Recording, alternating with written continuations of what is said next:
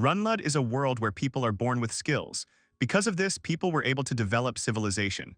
People rely on skills in everything they do. It is a world where skills rule. However, there is something that people do not yet suspect. That among the zero, that is, people who do not have the skills. There is a chef. In the middle of the forest, a bear runs furiously at great speed. A knight in shining armor chasing the beast uses his light speed skill. In the blink of an eye, it approaches the beast like lightning. Knight Assel jumps on the beast and delivers one powerful blow to the beast's back. The bear lets out one last pained roar before falling dead. Assel quietly tries to catch her breath. Fram approaches her with joyful cries, praising her partner and saying that it was not for nothing that she was called the strongest holy knight. Assel Jivin Villain is an SS rank adventurer and her skill is sonic speed. She puts her sword back in its sheath. Assel looks at the girl emotionlessly and tells her to start collecting resources from the monster instead of chatting. Farm Rislim is an S-rank adventurer and her skill is flame. Fram just rubs the back of his head awkwardly and says that Assel could do it herself. She replies that she is busy checking the area and after Farm, sighing in resignation, she nevertheless takes on the task of collecting resources from the still warm body of the monster. She stands over the body of the beast with huge, garden-like scissors. Farm looks at the monster, which is a bear only B rank. Farm examines the claws on the beast's paws and notes that it would be difficult to get claws from such a monster. However, she still applies the scissors to the claws. While Farm tries to cut off the beast's claws, Assel, turning away, says that there is nothing they can do, because if they do not bring evidence, they will not receive a reward from the guild. The residents also need to be sure that the monster is really gone. Elizabeth Close comes up behind the hard-working Farm and hugs her. She is an S-rank adventurer and her skill is holy healing. She gently hugs Farm's shoulders, sweetly asking her not to nag and to be a good girl. Farm suggests that Elizabeth try to gather resources herself.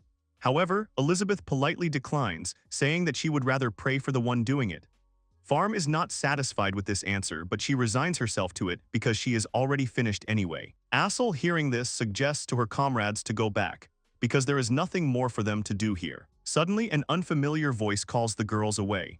A young guy appears in front of the girls, and judging by his clothes, bag, and equipment, he is a traveler. He asks the girls if he can take the monster if they don't need it. The girls look at him puzzled, completely not understanding what he is talking about. Assel can't understand the boy's words and why he wants to take the monster. She also wonders what such a skinny boy is doing in the middle of a forest full of dangerous monsters. The young man sees that the girls are not answering him and asks his question again. Suddenly, Assel reaches for the hilt of her sword. She asks the young man what he is going to do with the monster's body. She says with a stern expression that if he was going to conduct some dangerous magical experiments, then she, as a holy knight, cannot allow it. The young man, with a completely calm and casual face, says that he is going to simply eat the monster. There is complete silence. A few moments later, the girls repeat his words in surprise, not believing what they heard. Assel tells the young man in surprise that the monster's meat is inedible because it is too tough and the fat is too dense. Elizabeth adds that monster guts are also incredibly tough and the lowest grade of meat. She doesn't believe that there are people who would eat such meat. Farm's face is one of pure disgust. She breaks out in a cold sweat and remembers how she once tried monster meat and still feels sick at the thought. Farm confidently says that monsters taste terrible. However, the young man is not at all bothered by their words. He begins to take off his equipment, asking again whether they need a monster or not. The girls still can't give a clear answer because they have so many doubts. Then the three of them stand in a circle to discuss the situation. They try to focus and come up with their own arguments and assumptions.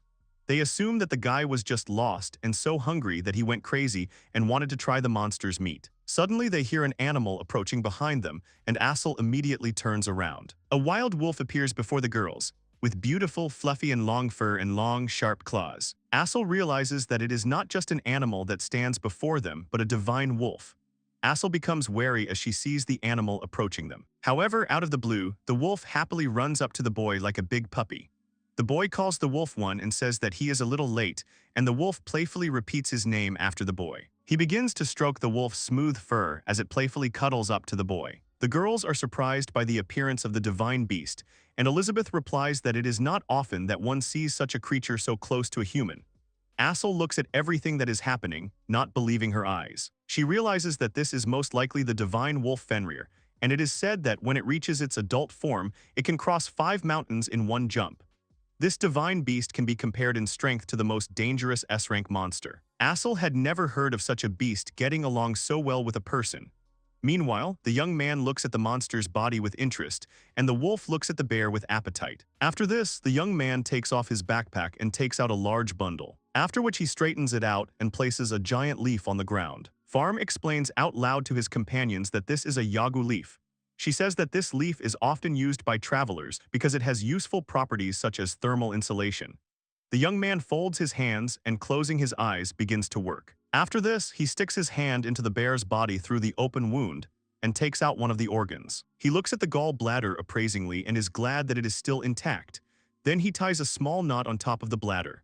After that, the young man starts rummaging around in the monster's insides again. After he has gutted the animal, he lays out his spoils on a piece of yagu paper. The young man stands, satisfied with his work, wiping the blood from his hands with a small cloth. Farm and Elizabeth are sickened by the sight and smell. After that, the guy takes on the bear's carcass. First, he cleans it of fur. He cuts up the monster very skillfully and quickly, cutting out large chunks of whole meat. Assel silently notes his speed of work. She understands that the young man clearly has a skilled hand and that this is not the first time he has done this, and that he already has experience in cutting up monsters. Moreover, he clearly did this not once or twice, but rather many dozens or even hundreds of times. Assel becomes even more interested in who this young man is. Suddenly, Farm sniffs the air. The disgust disappears from her face and she asks Assel if she can smell it. Elizabeth also removes the handkerchief from her face and notes that the smell is not at all what it should be. Assel agrees with them. She says that monster corpses usually smell of blood and rot, and scientists say that this smell comes from monsters eating people. However, taking a closer look at the pieces of whole meat in front of them, the girls realize that they not only smell, but also look quite appetizing. Assel, feeling that the monster's meat smells like regular meat, begins to doubt. She even thinks that this meat might be tasty. Farm turns to the guy and slightly awkwardly, stammeringly asks if the guy is going to cook this meat. The young man thinks. He says that the meat is quite juicy, so he decides that it would be best to stew it. However, Assel and the others hear fried beetles instead of the word stewing, since these words sound very similar. Then she turns to her comrades, but they are also confused. Assel is hearing about this method for the first time and does not understand what it is. She imagines pictures in her head with various beetles impaled on sticks. After that, she became very interested in the cooking process and began to watch the young guy with interest. He was using a strange device to make a fire from a piece of wood. Farm notices this and offers to help the boy light the fire, as her skill allows her to create flames. However, the boy stops her, not allowing her to come closer to help. He says that he is grateful to the girl for her offer of help, but he does not need her because the flame she creates will be too strong. Assel silently agrees with him and notices that the fire the young man has made is quite small. She also wonders if it would be possible to cook something on such a low fire. At this time, the young man finished cutting the meat into small pieces with a small camp dagger. Having finished this, he looks around in search of something. He goes a little into the forest where bamboo grows. After walking there for a while, he finds a suitable bamboo. Assel asks why the guy needs bamboo. She assumes that he is going to use it as a dish. The young man makes skillful and quick cuts to open a piece of bamboo, after which he places pieces of meat into it. After this, he wraps the bamboo tightly, tying it tightly with a thread. Having done this, he approaches the fire and places the meat wrapped in bamboo right in the middle of the fire. The others are surprised by his actions, as they have never seen anything like it. The meat is cooked over a fire, and during this process, the smell of the fire begins to emanate. It is felt even more strongly after the young man removes the bamboo and opens it, revealing delicious, ready-made meat inside. Everyone present smells an unusual odor, and the girls are amazed at how incredibly delicious the aroma is coming from the meat. Assel notes that the meat looks incredibly juicy and exudes a crystal-clear shine. Farm also says that the meat is covered in a beautiful amber color that is simply breathtaking. And Elizabeth, in turn, notices an appetizing smell, not believing that it comes from the monster's meat. Assel can hardly restrain herself. Her hands are so tempted to try some of this meat. Suddenly, out of the corner of her eye, she notices that the divine wolf has approached the meat and eaten some, swallowing it quickly. Immediately after that, the wolf began to howl joyfully, raising its muzzle to the sky. The girls are shocked to see the wolf's fur all fluffed up. Looking at the animal's reaction, Farm still can't believe that the meat is really that tasty. At this time, the young man strokes the wolf's fluffy fur, which continues to behave like a big, happy puppy. Assel can't believe that such a majestic beast, who inspires awe in the hearts of people, can be so happy. seeing that even the divine beast appreciated the dish prepared by this young man. She can't help but feel curious and want to try a piece. However, she does not say anything out loud, and at this time the young man himself takes it upon himself to try his cooking. He takes a piece with a fork and puts it in his mouth, after which he also breaks into a satisfied smile. He calls the food incredibly delicious with a smile full of pleasure. Assel, looking at this, swallows nervously. She finally decides to approach the guy. He turns to her and Assel, stammering, asks if they can try it too, since they want a piece too. The young man responds by teasing them slightly, asking if they really want to eat the monster's meat because it is tough and its fat is sticky, echoing their own words. The girls are a little embarrassed by the reminder of their own words, spoken recently, and say that they really want to try. Assel says that since the young man has so piqued their interest, he should at least let them try. However, the young man is not greedy, so with a friendly smile he says that he is not at all sorry, after which he serves the girls the meat on one plate. He calls the dish bear stew, calling it Dish Makona's specialty, meaning his own. Dish hands them a plate, one of them holding the other. The girls look with delight at the finished meat, which is still steaming warmly. Farm says the dish looks even better up close, and Elizabeth starts to drool as she watches the delicious juices pour out of the meat. Assel, in turn, takes the plate in her hand and scoops meat onto a spoon. She says that no matter how the dish looks, the main thing is the taste, so she puts a whole spoon in her mouth, wanting to make sure that the taste of the meat matches its appearance. The other girls follow her example and also try a piece, after which their minds are torn apart by the wave of taste. They are silent for a few seconds, after which Assel screams her admiration, calling the food delicious. She starts to devour the meat greedily. She says that she simply cannot believe that she is eating monster meat right now, because she feels like every piece is literally melting in her mouth. Elizabeth, in turn, admires the soft, sweet taste of the meat, saying that it's as if she's being carried away by a waterfall of sauce, and she's drowning in this incredible taste. Farm, however, is surprised to hear that it is nothing like what she has ever tasted before. She realizes that the meat has become soft because Dish has made cuts in it with a knife beforehand. She is also glad that this dish does not have that horrible smell of monsters, and she feels a delicate aroma coming through her nose and enveloping her whole body. Suddenly it dawns on her. Assel asks Farm if she is okay, as she looks shocked. She says with surprise on her face that she can no longer remember the horrible taste of the monster meat. However, Assel doesn't believe her words at all, saying that with such terrible taste it's definitely impossible. Farm understands this, but nevertheless, the taste of that terrible meat that had haunted her all these years simply disappeared as soon as she tried this stewed bear. The girls continue to eat the meat with delight and appetite, rejoicing at how such terrible meat has become a delicious first-class dish in the hands of a skilled chef. The three girls are in bliss, when suddenly a thought comes to Assel's head and she is immediately distracted from her food. She turns to Dish, after which she roughly grabs him by the shoulders and with a terrible angry face asks how he did it. She starts shaking him madly, asking where he learned to cook so well, because even though they saw him cook this monster with their own eyes, it just can't be that good. Luckily, Farm manages to pull her partner away from the poor guy. Dish is quite hurt by Assel's actions and explains that he did not use his skills while cooking. However, Assel doesn't believe his words at all. She asks Dish how he, without using any skills, was able to make something so tasty from such tough, foul-smelling monster meat. In response, Dish only says that he simply cannot use the skills because he is zero. Assel asks again, not understanding what he means. In response to this, Dish calls himself a zero cook without any skill. Dish finally introduces himself to the girls and says that he is a cook and a zero.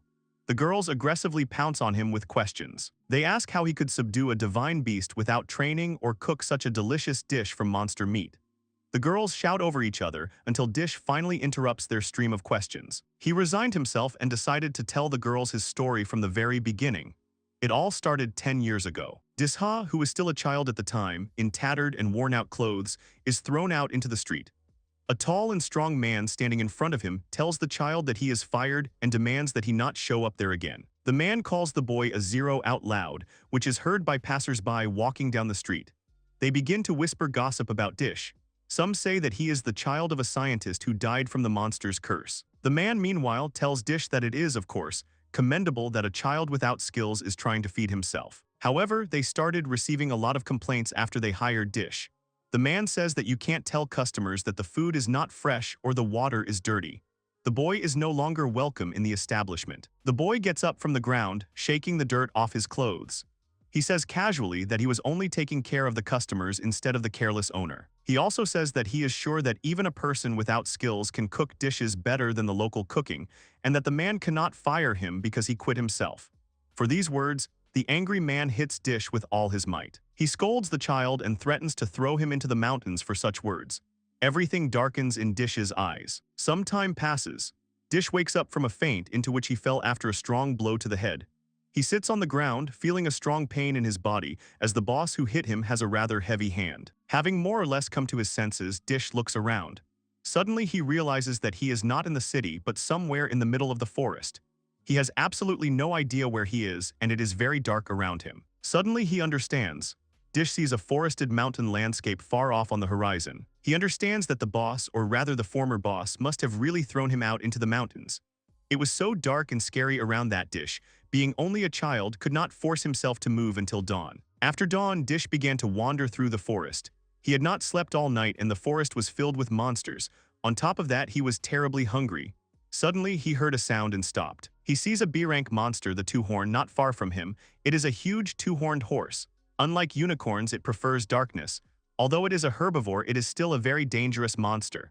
The two-horn uses its horns to get the fruits of trees and eats. Dish watches the monster from behind the bushes. He remembers seeing these monsters in his father's book, but this is the first time he's met one in real life. He understands that this monster is unlikely to be eaten, and Dish has nothing to kill it with. However, Dish does not despair. Because the trees grow edible fruits and the river contains fish, and he can even hunt small animals. He is genuinely happy when he realizes that in the mountains no one will ever yell at him, and he can just play the fool and cook to his heart's content. He decides to satisfy his hunger by eating the fruit that the bighorns were eating, as they looked delicious. He decides to try them. However, he fails. He lies down on the ground in defeat next to the fruit, whose shell is too hard to bite through. Suddenly, Dish notices a small white mountain rabbit approaching his food. The rabbit grabs the fruit in its mouth and starts running away, and Dish tries to catch up with it. He lies down on the ground meekly, knowing that he will never be able to catch the rabbit. He looks at his hands in despair. Dish knows that if he had, everything would be different. However, even in this situation, he still thought that he could survive. But still, without skill, he had nowhere to go and nothing to do. Dish still decides to accept his fate on the brink of despair and decides that he can only die. He closes his eyes and doesn't notice someone's shadow hanging over him. Suddenly, his head is covered in some kind of slime. Dish opens his eyes in fear and grabs the slime. He tries to grab hold of it somehow and take it off himself because he can't breathe. And all because he was attacked by a slime, a monster of rank F. This is the weakest of monsters. Even children can defeat it. However, every year many adventurers die because of it in their sleep. It can be dangerous, but only if you are not careful. In an attempt to escape, Dish hits his head on a rock. With this blow, he hits something inside the slime, causing it to burst like a balloon and turn into liquid. Dish can finally catch her breaths. After that, he examines the remains of the slime and notices a small ball next to him with a thread coming from it, resembling some kind of internal organ. He realizes that this is the broken core of the slime and that the slime most likely died because it split. Afterwards, Dish, covered in slime, rejoices at his incredible luck. However, he is still hungry. Dish looks at the small blob of slime goo and picks it up. He decides that the goo looks quite tasty and that it looks like a sky blue jam. However, Dish immediately reminds himself of his father's words, who always said that monsters taste disgusting and this slime is most likely the same. However, Dish's hunger makes him doubt. He hesitates for a long time but finally decides and puts his fingers, which have a small amount of mucus on them, into his mouth. To his surprise, he discovers that the slime is incredibly tasty. At first, he feels only sweetness, then a little bitterness. He even compares the taste of mucus to sugar water. He really likes the taste, in which a little bitterness allows the sweetness to fully reveal itself, and on top of everything else, there is a pleasant aftertaste. Dish even feels like he suddenly has more energy, as this jelly is very refreshing. The jelly still feels firm when it first hits your mouth, but then melts right away, so Dish decides to call this premium jelly slime jelly. Sometime later, Dish is carrying the slime of 3 more slimes he caught in a bag made from his shirt. Only now is he beginning to wonder why they taste so good. Because his dad told him that monsters taste terrible. He remembers that in his dad's book it was said that the jelly part of slime is called slurry. He takes out the broken core of the slime and sees a thin vessel extending from it. There is another thin appendage on the core, and seeing small humps on it, Dish assumes that this is the slime's mouth. However, at this time, slime begins to flow from the end of the appendage. It falls on the leaves and begins to eat them. Then Dish realizes that it is most likely the slime's stomach. He concludes that the solution contains dissolved nutrients and sugar. He finally understands why he feels such a rush. It was most likely the sugar part that affected him. Dish decides to try again some of the jelly he had saved up. The jelly is still sweet, but now the taste is different. It's just awful. Dish describes the sensation as if he had eaten sweet, rotten meat or digested juice that left his throat raw. He even says it was 100 times worse than sweet pepper puree. Now the excess sweetness and bitterness have merged together and Dish feels sick from the dissonance of these tastes. For him, this tastes worse than any scraps and rotten food he has ever eaten, and that it is like a real hell. Even though he only tried it once, Dean knows that the taste will haunt him forever in his nightmares. He finally understands what his father was talking about. Dish throws out the contents of his makeshift bag and looks at the spoiled jelly. He doesn't understand what happened to this jelly because it was so delicious not long ago. But now it's just awful, like it just went bad. Dish realizes that's probably true and the jelly really did just go bad. He starts to think that maybe monster meat isn't bad, but just goes bad quickly like that slime did. Then it makes sense why no one likes monster meat, because rotten meat definitely won't taste good. Dish comes to the conclusion that the meat simply needs to be cooked before it spoils. He realizes that if he is right, then the mountains are a treasure trove. And although Disha has been constantly made a fool of and scolded for his lack of skill, he still wants to try a lot of dishes that no one has ever tried before. Now he can cook delicious food to his heart's content and proudly, with a joyful smile on his face, declares to the whole world that one day someone will definitely call his food delicious. That's how he became a cook. And as a zero cook, he decided that he would live in those mountains. 10 years later, Dish lies helplessly on his stomach on the ground. His stomach is growling loudly because he is very hungry. All this time he had learned a lot and had become more at home in the mountains than anyone else. However, lately he had been having terrible luck. He hasn't been able to catch anyone for a long time, and the grapevines he found earlier were eaten by monsters. Dish closes the hole and suddenly feels something touching his hair. He feels that it is someone's tongue, so he assumes that it is a dog. He already turns to the dog to tell him that, unfortunately, he is not tasty at all. However, before his eyes, instead of a dog, he sees a wolf. He notes that the wolf is simply huge, and its fur looks so fluffy that he wants to touch it. There is a silence. Dish and the wolf just look at each other, not moving. Suddenly, the wolf leans towards him and sniffs. Then Dish starts rummaging through his pockets, looking for what the wolf is interested in. He takes a small ball out of his pocket and stands in front of the wolf, who happily sticks out his tongue like a playful puppy. Then Dish throws the ball towards the wolf, who catches it in the air. Having bitten the ball and felt the unusual taste, the wolf immediately begins to howl with pleasure, raising the fashion up. Dish is happy that the wolf liked the food, and the wolf at this time happily purrs as if to say woon. Suddenly, they both hear a sound behind them and turn around. A rather large slime approaches them on the ground between the rocks. Dish panics a little because the slime is at the worst time because it is hungry and it has no strength at all. He is already prepared to fight back when suddenly the wolf stands in front of him. After that, he pounced on the slime and got rid of it with one paw. Disha is surprised by the wolf's incredible strength. Afterwards, he approaches the wolf and sincerely thanks him for protecting him. Dish realizes that this is the first time in his life that someone has stood up for him. The wolf simply licks Dish's face gently in response. Dish then says that he should thank the wolf properly. He hands him a bucket and asks him to bring some water from the nearby river. The wolf grabs the bucket in his mouth and quickly runs away, growling again, making the same sound. While the wolf went to get water, Dish was busy making a fire. By the time the wolf returned, the fire was ready and Dish thanks the animal for his work. Dish starts cooking. He boils water in a large bowl on the fire, and in a small one he places a solution of the slime defeated by the wolf. The wolf watches the process with interest, while Dish explains that this method of cooking is called a water bath, and is used to cook ingredients that burn easily. He takes a bowl of slime and places it inside a larger bowl of boiled water. After the slime has boiled a bit, he places the bowl in a cold place to harden the slime. He puts the frozen mass on a plate and says that this is his original dish, called slime taffy.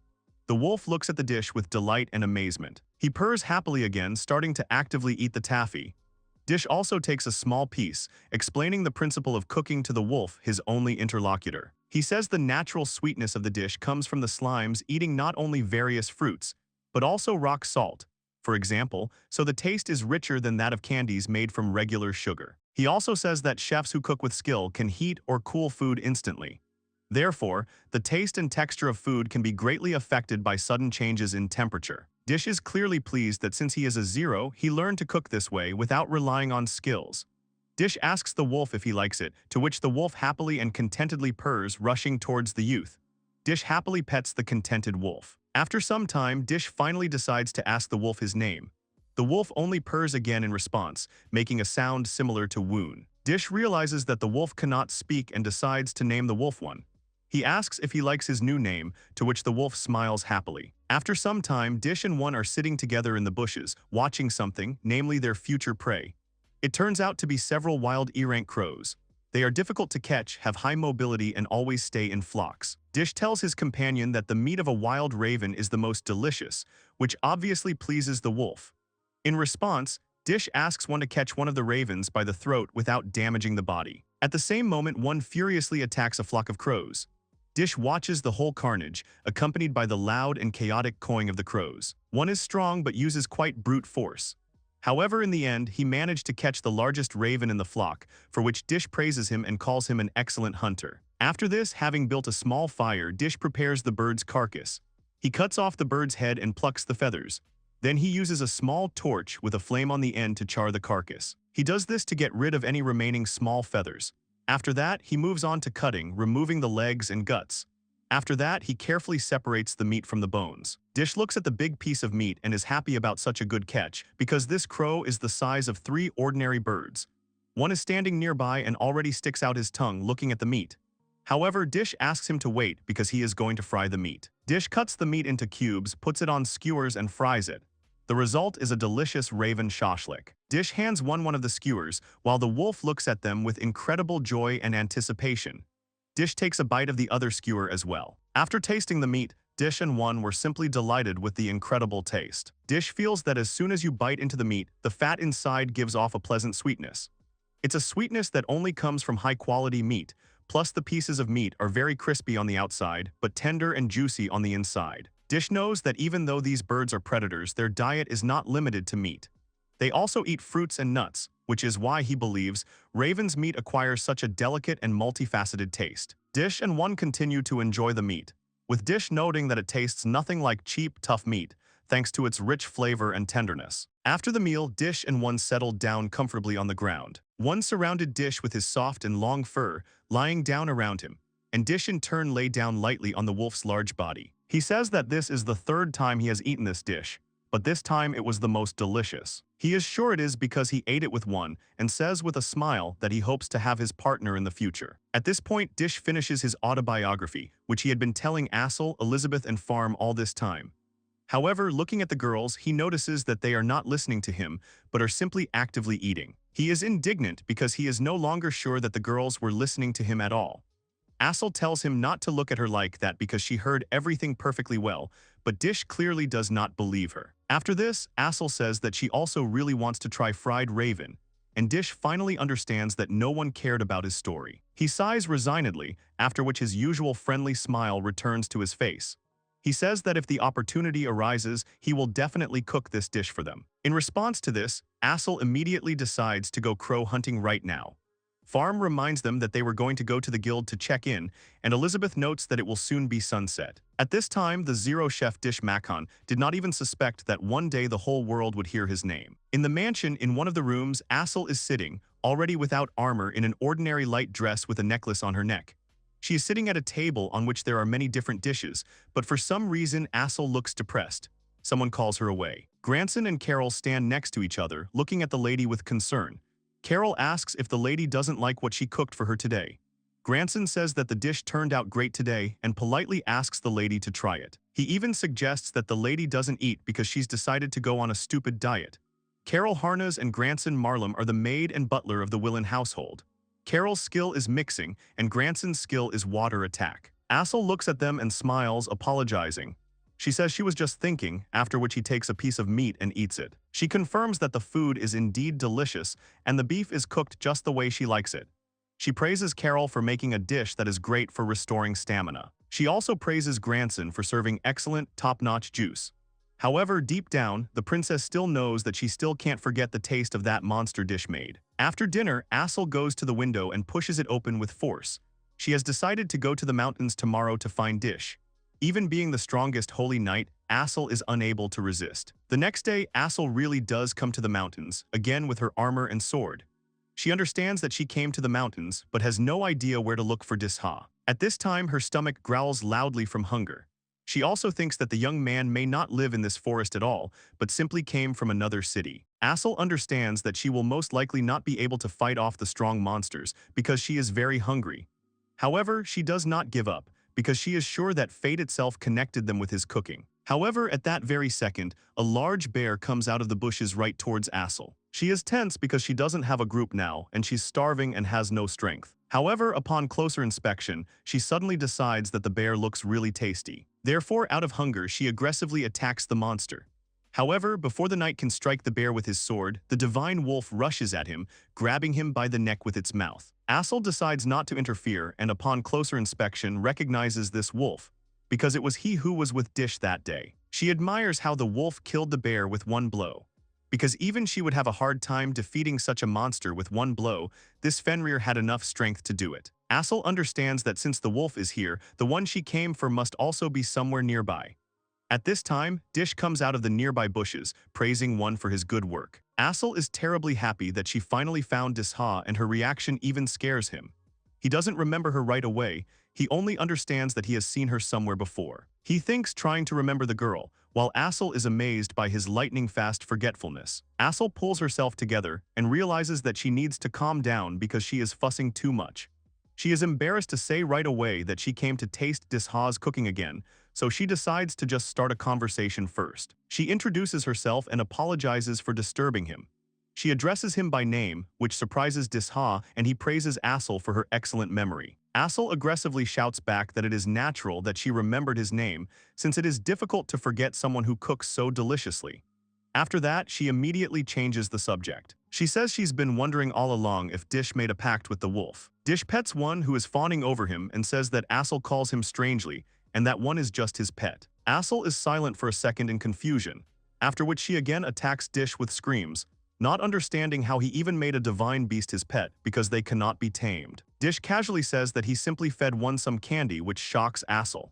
Dish reminds her that he already told her this recently, but they were too busy eating at the time. Assel understands that she missed this part of the story. However, she still simply cannot believe that Dish tamed one with candy.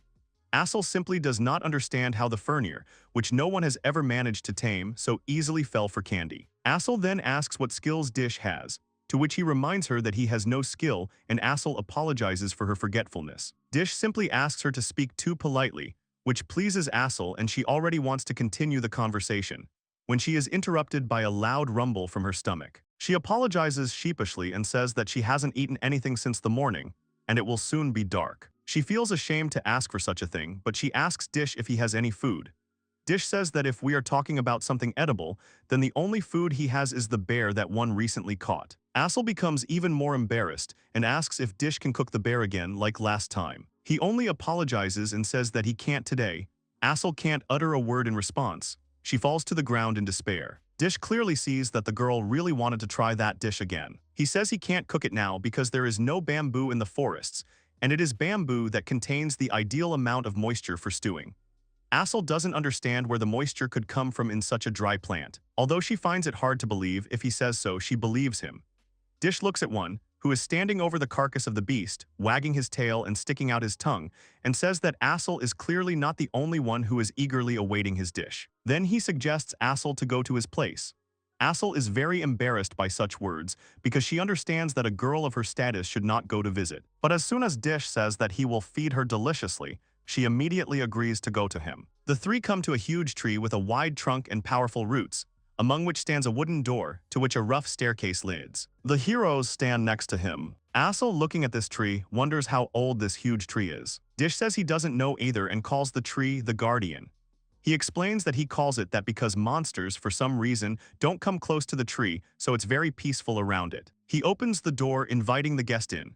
He says that, however, rain and wind still penetrate inside, so it is quite cold inside. Dish notices that Assel is in no hurry to go inside and asks why she is not going in. Assel sheepishly asks where everyone is, to which Dish replies that he lives alone. She looks confused and nervous, but inside she's panicking because she was lured into food and came to visit a guy, and is trying hard to convince herself that this isn't a date at all. Dish looks at the girl and asks if she wants to eat outside. Assel is clearly happy with this proposal, then Dish says that they can eat outside since the weather is nice. However, in return he asks to bring him dishes, to which Assel agrees. Dish made a fire. And again he cut the meat into pieces. Assel notes for the second time how brilliantly he works and how easily he prepares the meat. She looks at the meat and realizes that even though this is the second time she watches Dish cook, she still can't believe that this is monster meat. This time Dish puts a bowl of water on the fire and when it boils, puts pieces of meat into it. During the cooking process, Dish uses a ladle to remove the foam that appears on the surface of the water. Assel, watching Dish remove the foam by hand, asks if it wouldn't be easier for him to use holy water. She's heard that the foam appears because the meat is dirty. Dish recalls that they usually use the cleanse skill to get rid of the foam. Assel confirms that this is what holy water is used for and asks Dish how he cooks differently. Dish replies that he tried using water, but some of the flavor disappeared along with the foam, so he removes it manually. He takes out a small root and tells Assel that it is the root of a local plant and it is called ginger. He offers Assel to try it. The piece of ginger is cut into strips. Assel takes one of the strips and puts it in her mouth. Afterwards, her face tightens from the sharp taste and tears well up in her eyes. She swallows the ginger with difficulty. She rants about how spicy it is, but it's a pleasant spiciness and it clears her throat very well. The more she chews, the more a special sweetness emerges. Dish is pleased that Assel appreciates the ingredient and says that ginger also warms well. Afterwards, Assel notices that her body is indeed warm. Dish says ginger has cleansing properties and is ideal for removing odor from meat. While the meat is cooking, Dish goes to a nearby pot and opens it. At that very moment, Assel smells a strange smell, which became especially noticeable when Dish took a piece of the mass lying in the peas. Dish holds out this foul-smelling mass on the board to Assel. Then he asks if she has tried miso yet. Assel, not knowing what it is, makes unpleasant associations because of the appearance and smell of the mass. Dish doesn't understand her reaction and says it's just fermented bean paste. Assel tries to mentally digest his words. She recalls that she had heard of a method of preparation called fermentation before, but it was usually used to make liquor, and this was the first time she had heard of beans being prepared this way. And yet, when she looks at miso, she still cannot make unpleasant associations that make her feel disgusted. However, she calms down, trusting Dish, believing that he will not use miso in the dish. However, in the same second, Dish completely adds all the miso to the water in which the meat is boiled, while Assel cannot believe her eyes at all. He says that after adding miso, instead of sugar, he adds a taffy made from a slime solution. After that, he lets the meat cook for a bit, and soon the dish is ready. He places the meat in a deep bowl and serves his guest bare meat with miso. Assel smells the delicious aroma coming from the dish. However, her preliminary associations make her a little doubtful. While Assel was hesitating, one had already begun to actively eat his portion with a face full of pleasure. And while Dish gently strokes the contented one, Assel hesitantly takes a piece of meat and puts it in her mouth. At that very second, she feels a simply incredible taste in her mouth. She eats the wonderful slow-cooked meat actively, noting its tenderness. She only has to bite into it and the pieces melt in her mouth. She continues eating the meat without stopping. She feels how the taste eventually envelops the tongue and fully reveals itself. And the ginger not only removes the unpleasant taste of the meat, but also leaves a refreshing aftertaste. She also feels how the miso complements the flavor, its salty taste perfectly highlighting the sweetness. When mixed, the miso and meat flavors complement each other perfectly. Assel mentally apologizes for comparing miso to less than pleasant things, because it turns out to be a divine duo, filling her entire body with sweetness with every bite. She even thinks that miso was probably created specifically to go with meat. She finishes her entire portion and immediately asks for more. Dish is willing to give her more, but he also points out that if she continues to swallow chunks, her stomach may become upset. Assel doesn't listen to him, pouncing on a new portion of meat, saying that she will be careful, but to herself she understands that she simply cannot stop. In the end, all the meat was eaten. Assel says that both the stewed bear and the bear with meat were simply excellent. She also says that meeting Dish opened up a new world for her. She sincerely thanks the cook for the dishes he prepared and asks if she can come to him again. Dish agrees, saying that she can come to him anytime. Assel says goodbye and leaves, while Dish and one watch her go. Suddenly Dish asks out loud why Assel came to the forest at all. Dish is sitting quietly at home, when suddenly he hears active hearing at his door, after which Assel bursts in. She loudly announces that trouble has happened. Dish says that since that day she came every day and he tries to remember her name, but makes a mistake, calling her Azazel. Assel in turn indignantly corrects him, even angry that he dared to think that her name is like a demon. Dish apologizes and decides to change the subject, and asks her guest what happened to her because she came earlier than usual. Assel finally says what's wrong, namely, she suddenly became much faster. Disha is not embarrassed by her words because she was fast enough before, because it would take a normal person a day to get to his house from the city. However, she manages to get there after completing tasks, and this is every day. Assel disagrees with him and demands that he look at the piece of paper she gives him. Dish takes the piece of paper and asks what it is, to which Assel explains that it is her stat sheet. Dish doesn't know what a stat sheet is, so she explains that every adventurer is regularly assessed by the guild. She got the sheet from her admin. Assel asks Dish to look at what is written in the table. He reads the data and notes that Assel weighs quite a lot. This terribly embarrasses her, and she angrily says that he is looking in the wrong place. Dish says that she comes to him quite often, so it is not surprising that she has gained weight. Assel demands that he read the line below. Dish looks at the line below and notices the number 999, which represents Assel's agility level. He is surprised by this, but Assel thinks it's really cool and is clearly happy. Dish says that he heard that the parameter limit is 999. Then he asks Assel if it is possible that this estimate is just a glitch. She replies that she has proven her skill level in practice. She tells how she recently encountered a pack of maned wolves. Dish notes that maned wolves are quite a nasty opponent because they have very high speed. Therefore, if you do not kill the leader quickly, it will be difficult to defeat them. Even one has a hard time dealing with them sometimes. Assel agrees with him but says that this time everything was different. She tells Dish about her recent mission with Elizabeth and Marf, where she was able to kill a maned wolf in a matter of seconds and even kept up with them in speed. Disha is interested in this, as these wolves are not so easy to defeat. Assel agrees with him, but she is also interested in what happened to her. She didn't level up the skill, so the numbers shouldn't have changed. She also says that she's done the loyalty check several times in a row, but the numbers haven't changed. Dish looks interested, but clearly unsurprised. Assel asks him if he knows the reason why this could have happened. Dish nonchalantly replies that he does. However, before telling her, he invites her to come to his place. Assel is clearly not ready to enter his house. She thinks that she has visited Dish many times but never entered the house, and this is the moment when a guy invites a girl to his place. She understands that she is a lady, and she cannot accept such an offer. After that, Dish says with a friendly smile that he, as usual, prepared delicious miso soup, which Assel will definitely like. Just a few minutes later, Assel is sitting on a wooden chair in Disha's house. She is angry with herself for giving in to temptation and reminds herself to remain vigilant. She looks around while Dish is busy with something in the kitchen. There are many shelves around, filled with pots and cups of ingredients. Assel notes that his entire home is filled with delicious food. He asks if she eats anything there, seeing how she looks at the products. Assel asks in fear if the contents of all the pots are inedible. To this, Dish replies that everything is edible, but she should not eat anything because her portion of soup is already ready. Afterwards, Dish places her portion of soup on the wooden table in front of her. It is his new specialty, miso soup with meat and vegetables. Assel looks at the contents with gusto, seeing that the meat and vegetables are cut into perfectly sized pieces. The taste is very fresh and rich, and the colors and smells intertwine together, as if filling her entire body from the inside. She lifts the cup to her mouth and takes a sip of the broth, after which she immediately breaks into a satisfied and contented smile. She feels her whole body overflowing with joy, and she feels that incredible sensation again.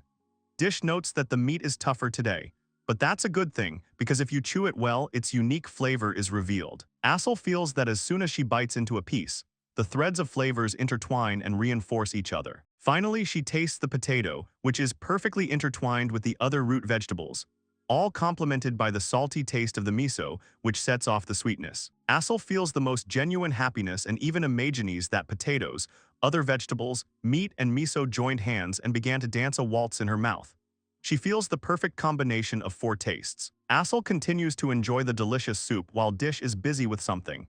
She notices this and asks the cook what he is doing. He turns to her and replies that he can answer her question about why her stats suddenly increased. After this, he places a jug of beans in front of Assel and says that they are called Speedy. At first, Assel doesn't react, but seconds later she turns to Dish and asks again, not believing what he just said. Dish doesn't look surprised and asks if she's heard about them. Then Assel explains that speed beans or speed beans are magic beans that can increase agility simply by eating them. These beans are an extremely rare plant that only grows in small patches of special soil and has not yet been cultivated by anyone. Dish, after listening to everything as if nothing had happened, says that he simply boiled them and ground them up to make miso. Assel then, in complete shock, asks him where he was able to find so many speed beans. Dish decides to show her the place where he found them and takes her to a field in the backyard of his own house, while Assel looks in disbelief at an entire garden filled with rows of rare beans. Assel can't say a word. She's still looking at the entire garden of speed beans in complete shock, still not believing the sight before her eyes. She, shaking and covered in cold sweat, asks Dish if these are really all speed beans to be sure. Dish agrees and wants to tell her something, but Assel interrupts him with her surprised cry. She looks at the field and realizes that there are 1,000, if not 5,000 beans there. She remembers that these beans are so rare that they are incredibly expensive. That's why there are entire underground auctions, where you can easily exchange 1 or even 2 magic swords for 1 bean. Assel understands that if she sells everything that grows here, she can easily buy an aristocrat's mansion. However, looking at the situation from another angle, she understands that with so many beans, everyone could become as fast as she is. And that would be a real revolution. She understands that then they would be able to exterminate most of the monsters and protect many lives. Coming out of her reverie, she aggressively asks Dish how this even happened and why the beans grew so well in his backyard. She claims that even with skill, this cannot be achieved. She asks him how he was able to grow them. He replies that the usual methods are really powerless here. He bends down and picks up a piece of soil, saying that something has been mixed into the soil, namely the bones of monsters which he himself mixed with the earth.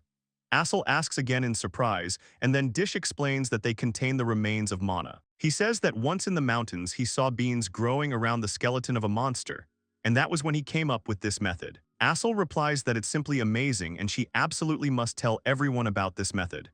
Dish replies that he's a bit too lazy to do it, but if she thinks so, then he probably won't mind. Assel makes a decision to herself and realizes that now people will be able to grow thousands of speed beans, and then many adventurers will be able to raise their characteristics. She also realizes that there will be a lot of delicious miso on the market then, when suddenly these thoughts bring her to a realization. In her head, she makes a logical chain.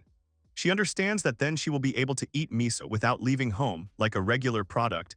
She will no longer have to come to the forest, and the reason for visiting Disha will disappear, and she will not see him anymore. She is determined that she cannot allow this to happen, but her reaction seems strange to Dish because he does not understand what she is thinking. He asks what she cannot allow, but she interrupts him, saying that although it is a great loss to the world, they will not be able to reveal the secret of growing beans. Assel, in turn, decides that she cannot allow this to happen. She feels that during all the days she visited him, he also ate miso, therefore, his characteristics should have increased significantly. Dish says that his characteristics have not changed at all. Assel asks the reason. Dish says he uses another type of bean for miso too. He points to another bean growing nearby, calling it a slow bean. Assel understands his explanation, as she is suddenly very surprised by the slowdown beans, which in contrast to the speed beans reduce speed. She remembers hearing a joke about a merchant who thought he had bought speed beans, but the opposite happened and he went bankrupt. Dish interrupts her thoughts by offering her a taste of slow beans. After some time, Assel and Dish are back in the house, and Dish serves her a new soup with slow beans. She looks at the delicious soup, the broth of which is already red. She smells an incredible aroma and realizes that it is much stronger than the speed bean miso. Even though she just ate, she still can't resist the smell. However, she immediately comes to her senses, telling herself not to deceive herself and reminding herself that this miso is made from miso beans, which can clearly affect her condition. One of her signature skills is her incredible speed, so she can't be affected by any soup. However, she does not resist for long and soon eats the soup with pleasure. She feels that compared to those white beans, the taste is deeper and the sensation is softer. And although the other ingredients are the same, the taste is completely different. She continues to eat the soup with pleasure, saying that she likes this miso even more than the previous one, and she again feels the pleasant taste spreading throughout her body. Dish asks if Assel likes the soup he made, to which she says that the soup is very tasty. However, she also understands to herself that since miso is made from slow beans, her stats are currently decreasing. She continues to drink the broth with gusto, while realizing that her entire light speed is most likely turning into normal speed right now. It seems to her that over time she will become slow Assel, then turtle Assel. She realizes that with every sip of soup she is turning into a trinket that even the turtle can outrun. She tries to get rid of these obsessive stupid thoughts. She looks at the table with her stats and remembers what she had already decided for herself earlier. She had decided that she wanted to come to Dish again and again, and therefore the method of growing speed beans should be kept a secret. Although Assel understands that this can help others, she decided to hide everything for her own benefit.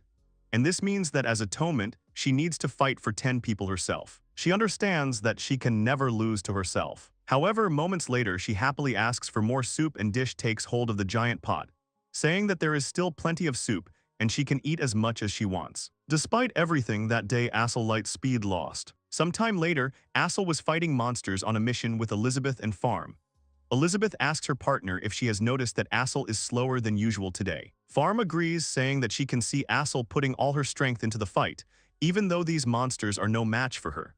They wonder what that could mean. Farm decides that in this case they too must put in their full effort to become stronger. Assel doesn't say anything to this, because she understands to herself that Farm is completely wrong and Assel simply ate too many slow beans, and as a result, her speed became even lower than it was originally. After this task, Assel returned to the city.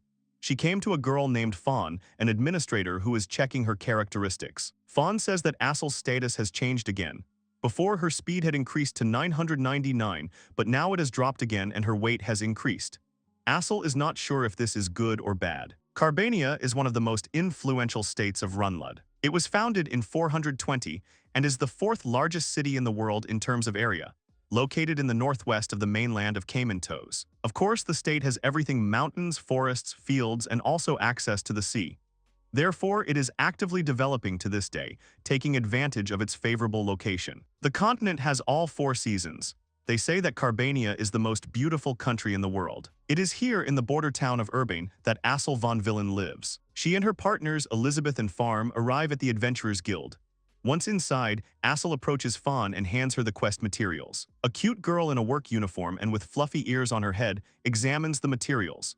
After that, she praises Assel for her work, since she completed a task in a day that ordinary adventurers complete in 5 days. Von Land is the admin of the guild that Assel, Elizabeth and Farm are assigned to. The guild accepts either requests to destroy monsters or personal requests from citizens. All tasks are divided into ranks and distributed among adventurers accordingly. Initially, a guild was simply a place where people could find someone with a suitable skill. However, due to the large number of requests for monster extermination, guilds began to hire so-called adventurers. As a result, orders from all over the country began to be collected in one place.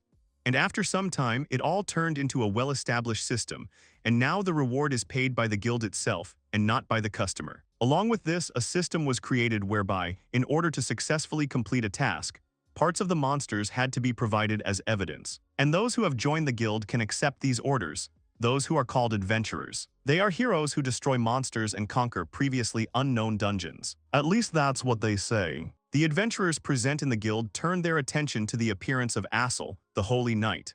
They looked with delight at the claws she brought back from the completed mission. They are surprised because the huge pile of claws belongs to the maned wolves, which are difficult to collect even in small quantities. However, they did not expect anything less from an SS rank adventurer. Adventurers with F rank can only dream of missions to destroy monsters.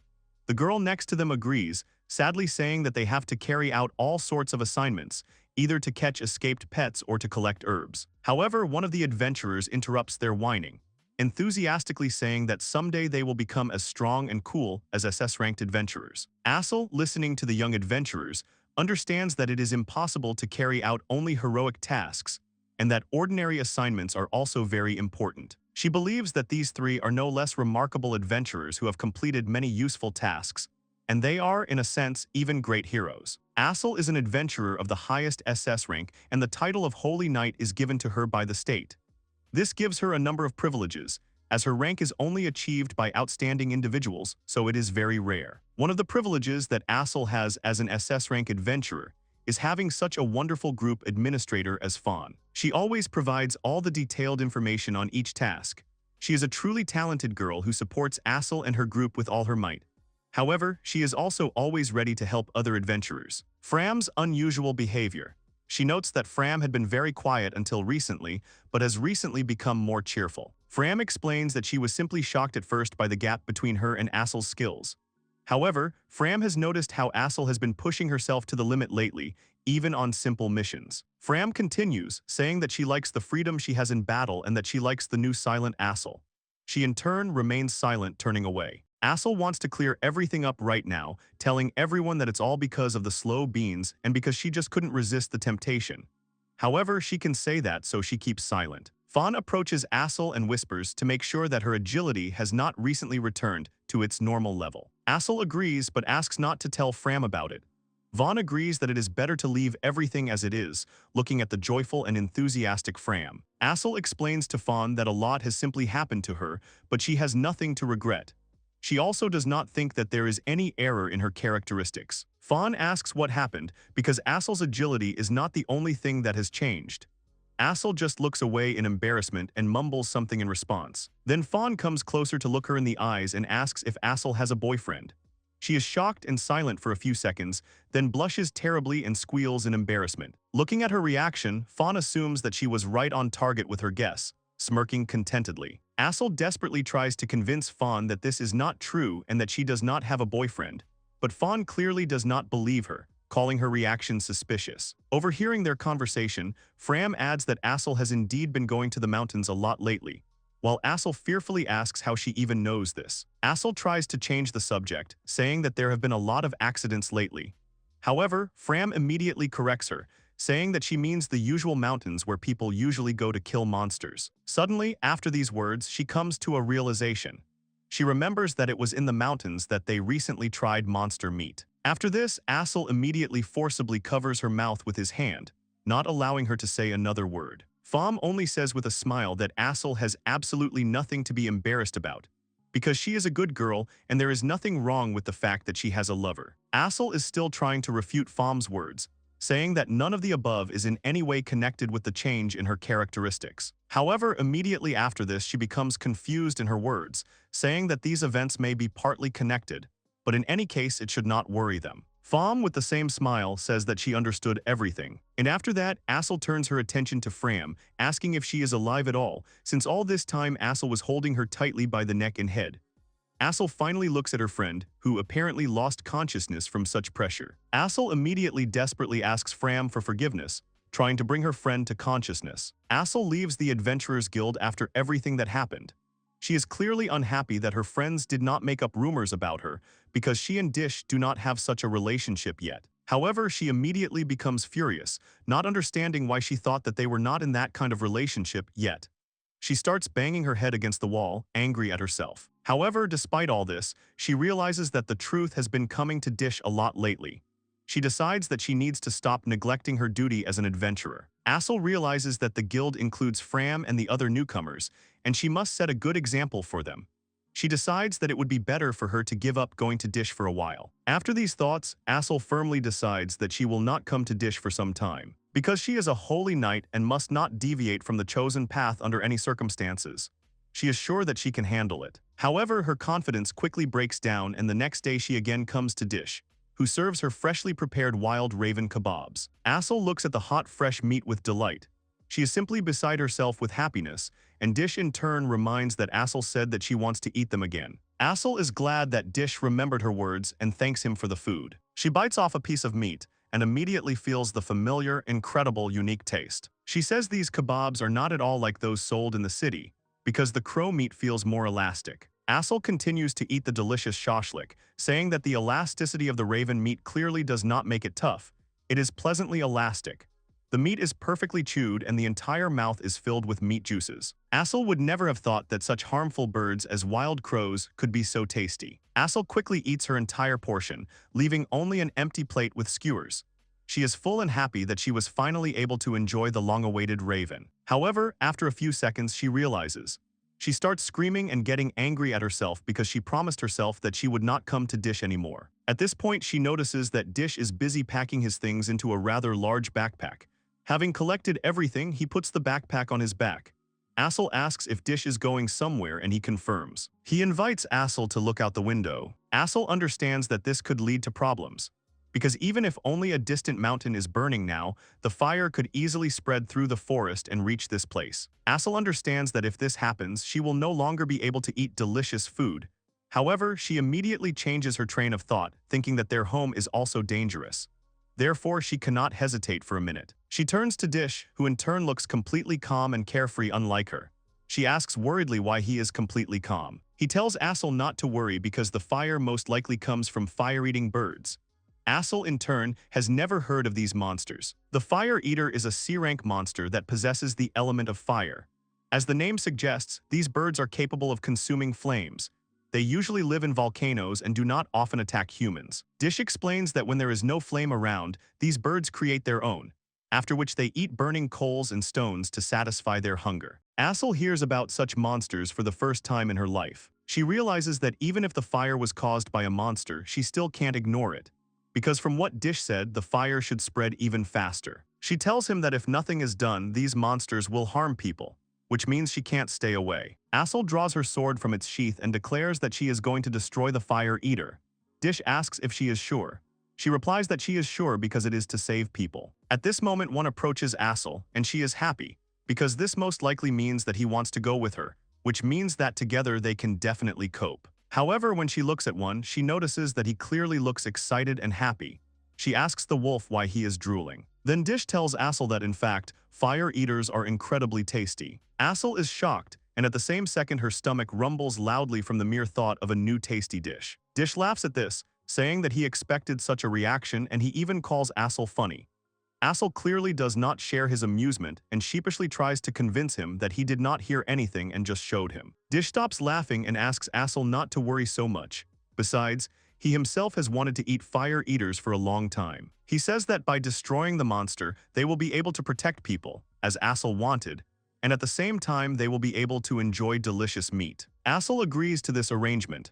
After this, Dish, One and Assel are determined to hunt. The whole group goes out into the forest to hunt for the fire eater. Only now Assel asks Dish if he has a plan, to which he replies that he has a plan. Dish picks up a twig and uses it as a pointer. He suggests that they first consider a method for catching a fire eater. Dish says that the most important thing in hunting is to know the monster's habits. Fire eaters like to eat smoldering fire, so the first thing they need to do is start a fire. If you start a fire, the smell of smoke will spread around the area. This will attract the bird because for them it smells like food. They also plan to add concentrated alcohol to the fire, as this will intensify the smoke and create thick alcoholic vapors. The smell should immediately make the fire eater drunk, after which the capture will be successfully completed. Dish also notes that they need to be careful not to get drunk themselves. Assel asks if monsters can even get drunk, because she has never heard of such a thing. Dish explains that some monsters do have resistance to poison or petrification, but they are still living creatures, and therefore alcohol will affect them. Dish says it will work either way, and even one was drunk recently, which surprises Assel. She still finds it hard to believe that this plan will actually work, but Dish seems completely calm, so they follow the plan and make a fire. Suddenly they hear a loud cry that echoes throughout the forest. One lifts his muzzle and Assel, also looking up, sees a figure rapidly approaching them in the sky. She turned out to be a fire eater. Dish shouts to Assel that they need to hide quickly because the monster must not be noticed. All three manage to hide in the bushes. The bird swoops down and sniffs the smoke coming from the fire. Assel sees that the fire eater is being careful and is clearly in no hurry to go down to the fire. Dish tells her that she is in too much of a hurry and patience is very important for a good hunter. The fire eater finally stands on the ground. He still approaches the fire with caution and looks at it carefully. Assel decides that it is time to attack from an ambush, but Dish stops her. He says it is not time yet. Assel does not understand why he is delaying because the bird is already quite close. Dish asks her to watch carefully because the alcohol will soon begin to take effect. Assel continues to watch the bird. She notes that the smell of alcohol actually reaches even them. Suddenly, she notices that the fire eater has finally lowered its beak directly into the flames. He runs his beak over the fire for a while and at one point freezes, which Assel notices. The fire eater stands motionless for a few more seconds, then lifts its beak and hiccups loudly.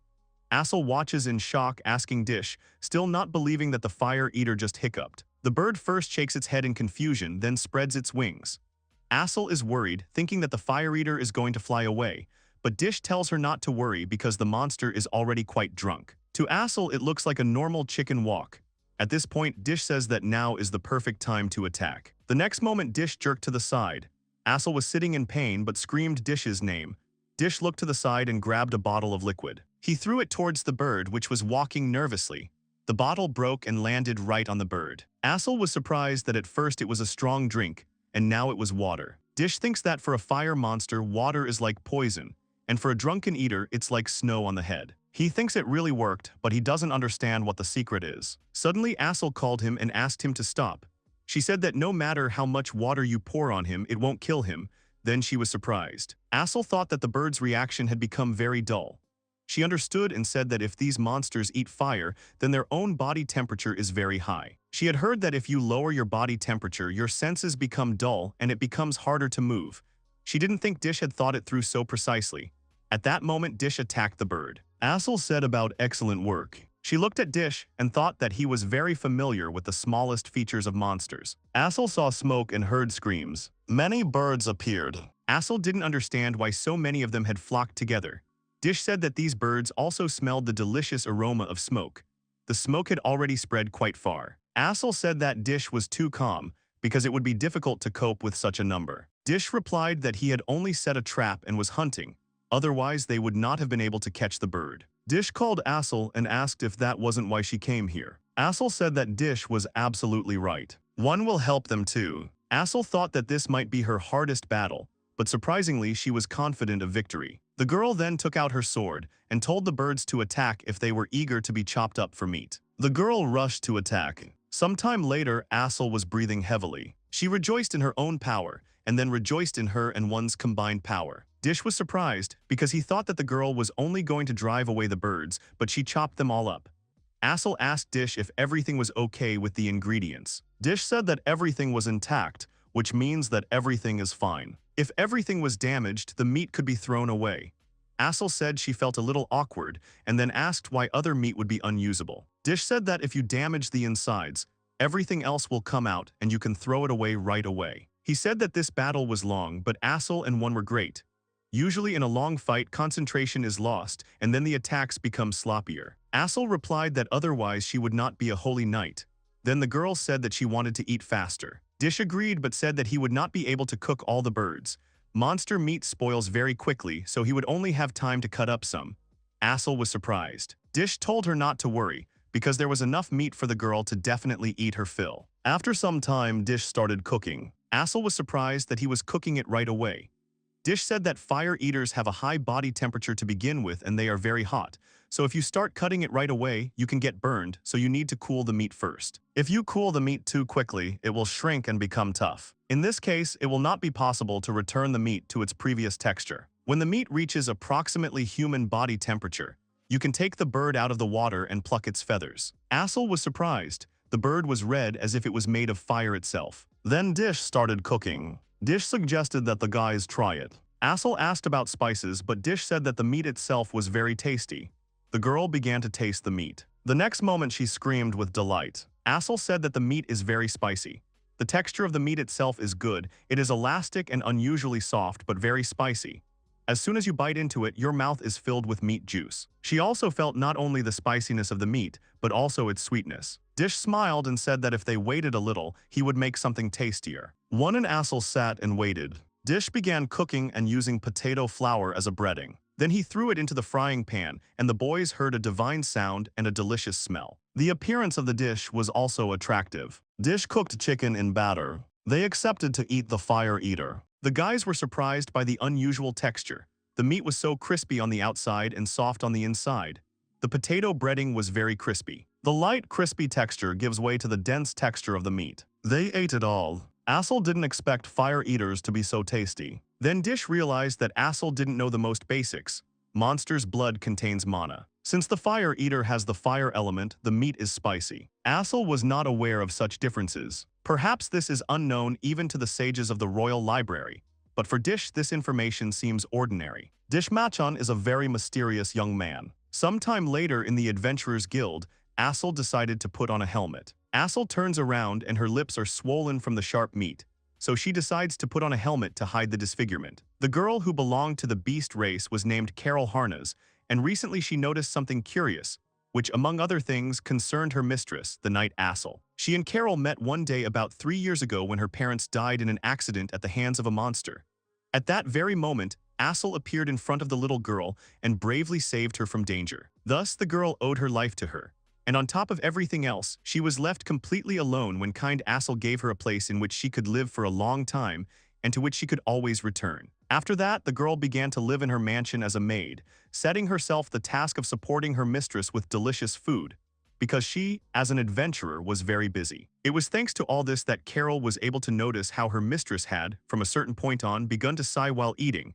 And not only that, she sighed while looking into the distance, and even when taking a medicinal bath. At first, Harness thought that it was the food she had prepared, but after thinking about the whole situation for a while, she discarded that option, deciding that something completely different was more likely. Namely, love, because in the girl's opinion, Assel definitely fell in love with someone, because she even began to often go towards Mount Kumov, although she probably did not have the courage to take the next step. So Carol, with an inspired look and sparkles in her eyes, decided that all she could do as her mistress's maid was to push the relationship of the couple who were dating forward. Sometime later in the mountains, the maid, with her stomach growling from hunger, recalling her recent desires, realized that she had come to the mountains without the slightest knowledge of where the young man lived, to whom Assel constantly visited. Besides, Carol thought about why the guy had to live in the forest at all, because there were other cities, and also, walking along the path, she thought about the fact that she would not be able to fight off a probable attack of a monster, especially in a hungry state. But not wanting to give up so quickly and easily, Harness confidently decided that she definitely wanted to see her mistress's lover, and firmly declared that she would definitely find him. But a moment later, the maid was already lying on the ground while her stomach was making extremely loud sounds demanding food. The girl herself could not move until she remembered that she still had to find time to go back and cook dinner. At that moment, Harness was about to give up and mentally asked her mistress for forgiveness, believing that she would no longer be able to help her. The silhouette of an animal was approaching her, which seemed like a monster to the girl, after which she passed out. Carol woke up only after some time on an improvised bed and began to remember how she got lost in the forest, and later lost consciousness and no longer knew where she was. After that, Carol saw the recent monster standing in front of her, looking straight at her, making the girl wonder why she was even alive until now. As the beast approached the girl's face, she realized that in this situation she couldn't even run away because it was still as difficult to move as before. But the creature only licked Carol, slightly stunning her. Immediately after this, the protagonist Dish Makhan noticed that she had woken up and asked his guest to wait a little, because he was going to cook food. Carol noticed that he was about the same age as herself, and assumed that it was the young man who saved her. The girl immediately decided to refuse his offer as politely as possible, since she had already been saved by him from danger and the risk of death, and she thought that she could not eat from him in such a situation. But the next second, her stomach suddenly made an even louder and louder rumbling sound than before from prolonged hunger, while she continued to refuse the food offered to her. Dish convinced her that he had been purring quite loudly the entire time she was unconscious, and asked her not to be stubborn in her decision, since he and his pet had not yet eaten. After this, the embarrassed girl decided to agree to the offered hospitality, after which she noticed how the hero was preparing their future food on the fire. She realized that the guy was holding some black sticks over the fire and preparing them, and she assumed that, at least from the outside, they looked very much like bamboo. Then the girl also decided to introduce herself, and the hero, in response to this, introduced himself and his partner, and at the same time his pet wolf one. Having learned the name of her savior, the girl happily thanked him for everything and offered her help, but Dish already had everything ready, and he asked her not to worry about it. At this time, juice began to ooze from the ends of those same black sticks, which is why the young man decided that it was just the right time to remove them from the fire. When the guy opened them, steam started coming out of the sticks, and the dish itself literally sparkled, while Carol was absolutely amazed at what she saw in front of her at that moment. After Carol tasted the food quickly cooked by Dish over the fire, she noted its unusualness, because she had never seen anything like it. The first thing that came to her mind was a fairly close resemblance to boiled barley and rice, but she also noticed that she had never seen barley so white. Moreover, the grains would then be much more rounded, and not oblong as they were at that moment, which only meant that the dish was clearly uncooked barley with rice, but something else. Intrigued by this rather unusual food,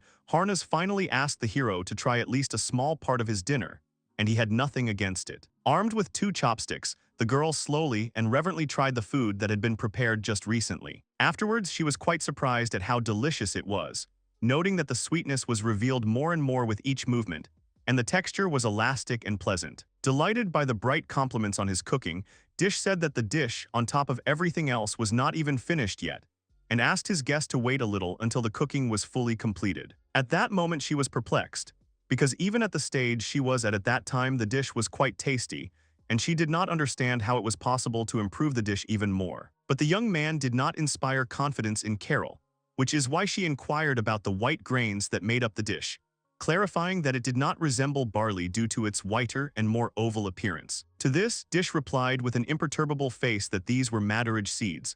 But upon hearing this, Carol was suddenly horrified and spat out what was in her mouth at that moment. In fact, madderage was a poisonous plant, which, if consumed in large quantities, could cause poisoning or even death, which was widely known, and no one in their right mind ate it. Knowing all this, the girl, with tears in her eyes, was indignant that Dish fed the seeds of this poisonous grass to her. But he only asked Carol not to worry, adding that the poison was contained mainly in the roots and stem, and he gave her only the seeds. But Harnaz did not finish expressing her indignation, since she could not have known about this since she was not a farmer's daughter, and she knew that if the plant was poisonous, then its fruit and even the seeds must contain poison. But in response to this, the hero calmly and patiently explained to her that a very small amount of poison in the food could indeed be there, but it would also be extremely small for any poisoning from it. Despite this, the girl was still unhappy, but the young man interrupted her and said that, to be sure, he washed the grains with holy water, and thus the poison was completely removed and eliminated from each grain of seed. But even though she had calmed down her complaints about the poison, this time the maid was extremely stunned that a man would so easily use holy water to simply wash food. Holy water could actually be used to wash food so that it would later be safe to eat, and the method itself was used to clean meat and vegetables. But Carol doubted the effectiveness of such a method on the seeds of this poisonous herb itself, as well as where the guy even learned such a method of cooking in order to use it in the future. She asked the young man about it, noting that it was the first time she had heard of anyone making madderage, but Dish admitted that no one had taught him this, and he had thought of it himself. Not recognizing what she had heard, the maid next asked where the hero had gotten the holy water from, because she did not understand where he could have found it in the depths of the forest in the mountains. But the young man had a whole jug of this water, which surprised Harnaz even more. The guy also added that spirits sometimes dropped in for lunch and in gratitude brought him this same holy water.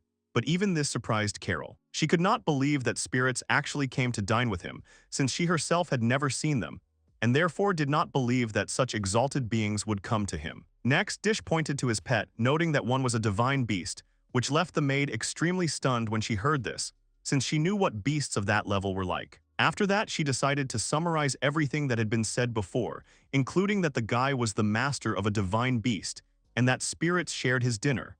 But this did not bring clarity to Carol's head, and she assumed that she was affected by the poison. But having cast aside all other thoughts, Harnaz came to the conclusion that she didn't have to worry about the poison, because if the food was poisonous, she would have had a stomach ache long ago. But instead, she noticed that there was a very pleasant feeling in her stomach, as if the stomach itself was actually very happy, and her whole body at that moment became much lighter. A moment later, Dish announced the end of cooking, taking a dish from under the fire that was so steaming and smelling that even Carol, despite knowing that the food was made from a poisonous plant, could not resist the wonderful smell. Having given in to her resistance, Harnaz realized that she could no longer behave like this, and apologizing for everything she had said earlier about the poison, asked for a piece of the dish to be given to her as well. The main character was all for it, especially since the cooking was finished.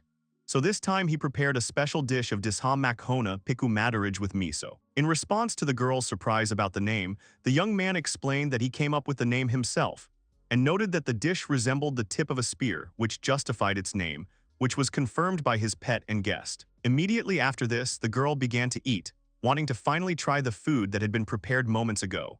And after blowing a little to cool the surface of the food recently pulled out from under the fire, she then took a bite from the stick. Carol joyfully and enthusiastically shouted about how delicious what she was tasting at that moment was, and her cry spread far around into the mountains. Harnaz also noted that the madderage grass was fried and became quite crispy, and all the moisture was successfully evaporated, making the texture of the dish even more refined. However, despite everything else, inside it remained just as elastic as before, and the sweetness of the food itself after it was fried became even more pronounced than ever. In addition, according to the girl, the paste, which was called miso, was able to successfully impart to the dish that delicious flavor that she could observe and taste. This went perfectly with the main flavor, without even overpowering the original sweetness, and the bitterness from the fried crust further emphasized the taste. Thus, the truly extraordinary sweetness of that very poisonous madderage herb, and the rather deep, moderately salty taste of miso successfully did their job. This convinced Harnaz that there could hardly have been a better combination of these ingredients,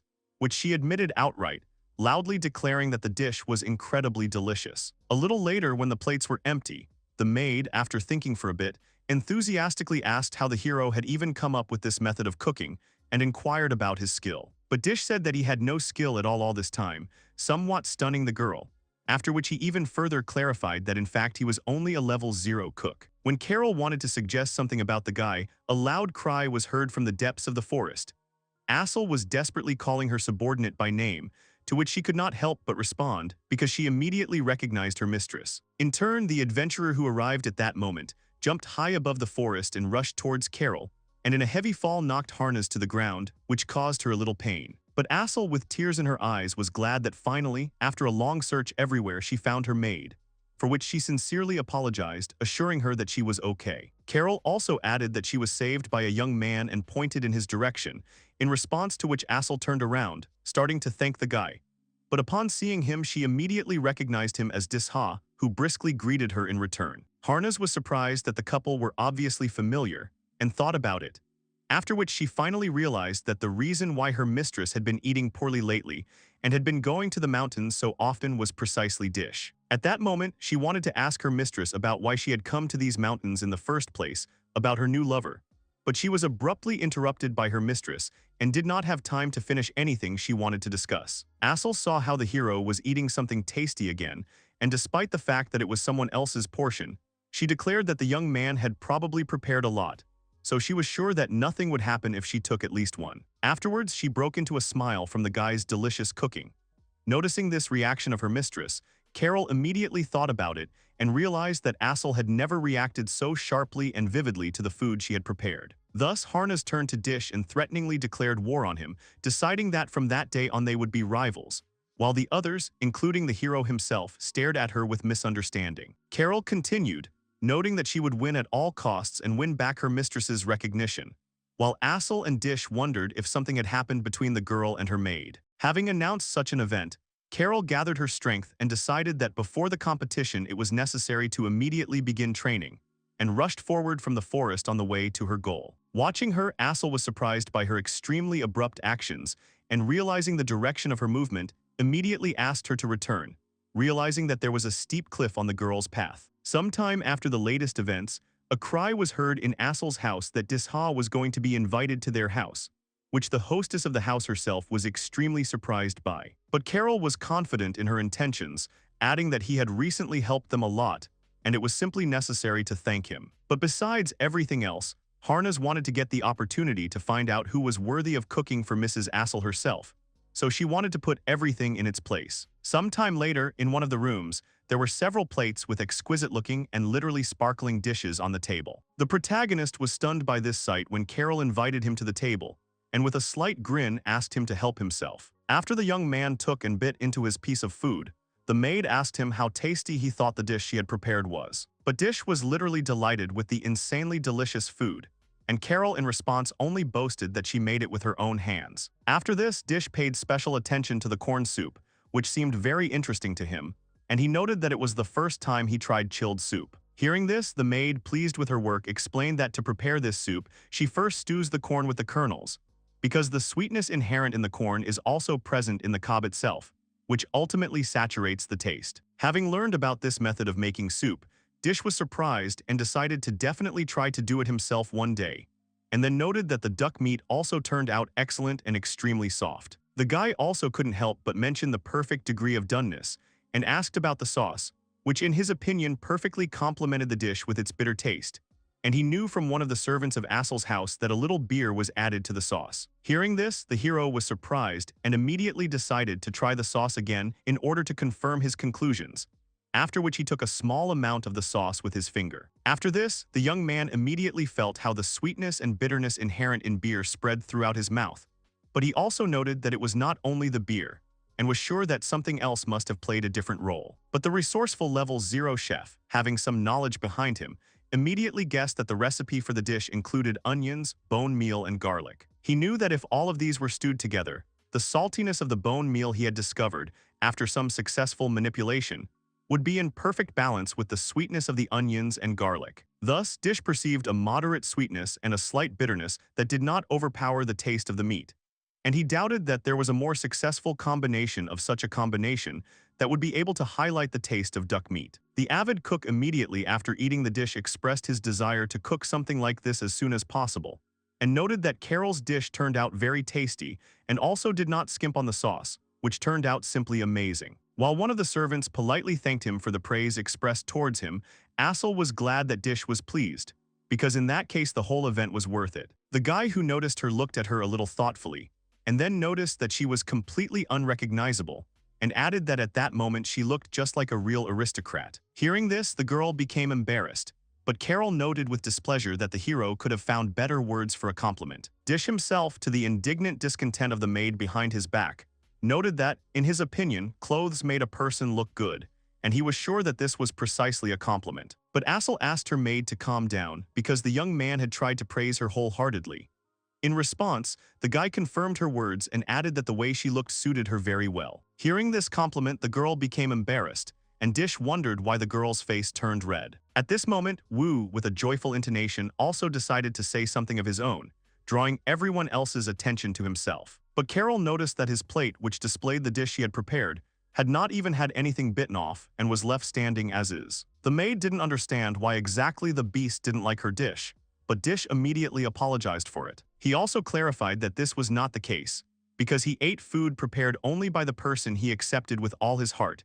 But in this way, the girl only realized that the divine beast did not trust her. Right after that, the hero and his pet had a short conversation, and Dish decided to ask Carol if he could use their kitchen, and she didn't mind, but it seemed like she wanted to say something extra. She was interrupted by Assel, who was particularly interested in his cooking plans, and the guy confirmed that the verdict was something, since he even brought some ingredients with him. After some time, the young man moved to the kitchen of the estate, and having prepared for cooking, began to act. But before I started, I noted that they had an extremely huge kitchen, which even had 4 ovens. Dish assumed that this was normal given how much Assel ate, which surprised him little, unlike the girl herself, who denied what he had said earlier. Carol noted that multiple ovens were necessary to make it much easier to cook several dishes at once, and added that her mistress ate very little. Having accepted all this information, Dish decided to start cooking something interesting, which Assel was looking forward to. After that, the guy put the cauldron on the fire and began to cook under the crackling coals,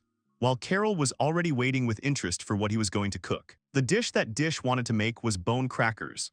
When the girls learned about this, they were surprised because they did not assume and had never heard that such a thing could be eaten. But the guy drew their attention to the fact that even Carol used bone dust in her cooking, and noted that bones also have their own separate taste. The servant who had previously made the sauce also added that the bones did indeed have a flavor, although it was slight, and confirmed that the bones had been used in the cooking. Thus, the small fish were fried right with the bones until each bone began to crunch, after which it could be eaten whole, which gave the food a special taste, and it was this taste that Assel could not wait for with impatience. After this, the servant offered to help the boy with preparing the oil, but he asked him not to worry, because he already had everything prepared in advance. He took a small improvised container from the bag he had prepared, untied the knot on the neck, and poured the liquid from there into the cauldron. Carol noticed that the oil he poured in was already quite liquid for some reason, despite the fact that the fire had not even been lit yet, and the oil smelled much better than its regular counterpart. Assel was delighted and even enjoyed the smell of this oil,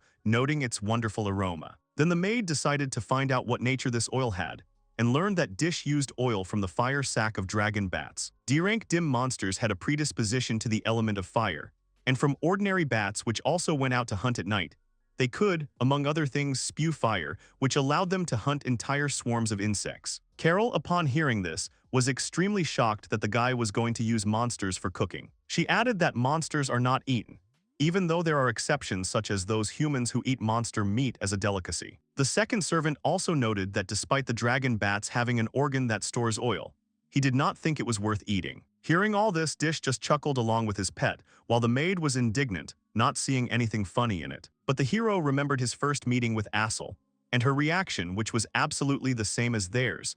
But the girl added that monsters are usually not eaten, and was sure that this was a normal reaction to this kind of thing. Assel also confirmed that she had tried a dish made from monsters, and noted that, usually, the carcass of a defeated monster begins to rot almost immediately. But the girl, with drooling in anticipation of the cooking, told what she had learned from Dish. If you manage to cook the meat before it spoils in its raw form, it will turn out very tasty. Instead of explaining himself, the hero suggested that they try it once, and noted that despite the small amount of oil, it was of high quality.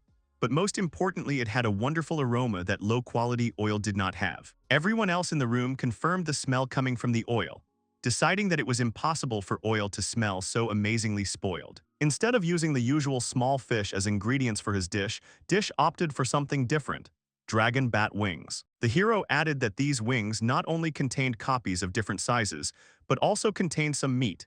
And the most important thing was the long shelf life of the meat of these monsters, which was ideal for a souvenir. So having cut the wings into pieces that could be easily eaten, he sent them to cook, adding a little salt. The oil was bubbling, exploding in small explosions in the cauldron every second, which could not help but be noted by those present, who compared the hissing of the oil to the stormy applause of fans of a popular performer. Noting the distinct sound that matched the smell of the oil itself, Dish would finish the dish by removing the pieces from the oil after they had turned amber. The hero announced that his special dish, Dishalmakhona dragon bone crackers, were ready. While Assel was enchanted by the wonderful aromas of the finished dish, Carol was surprised and, not wanting to tolerate it, urged not to be led by the smell and color because these were bones and even a monster, and she did not want to give this to her mistress. But Assel noted that her maid was wrong, because Dish had previously treated her to monster dishes, which were very tasty and, what's more, did not lead to her being poisoned. So the adventurer, without any doubt, with faith in the young man and his cooking, decided to try,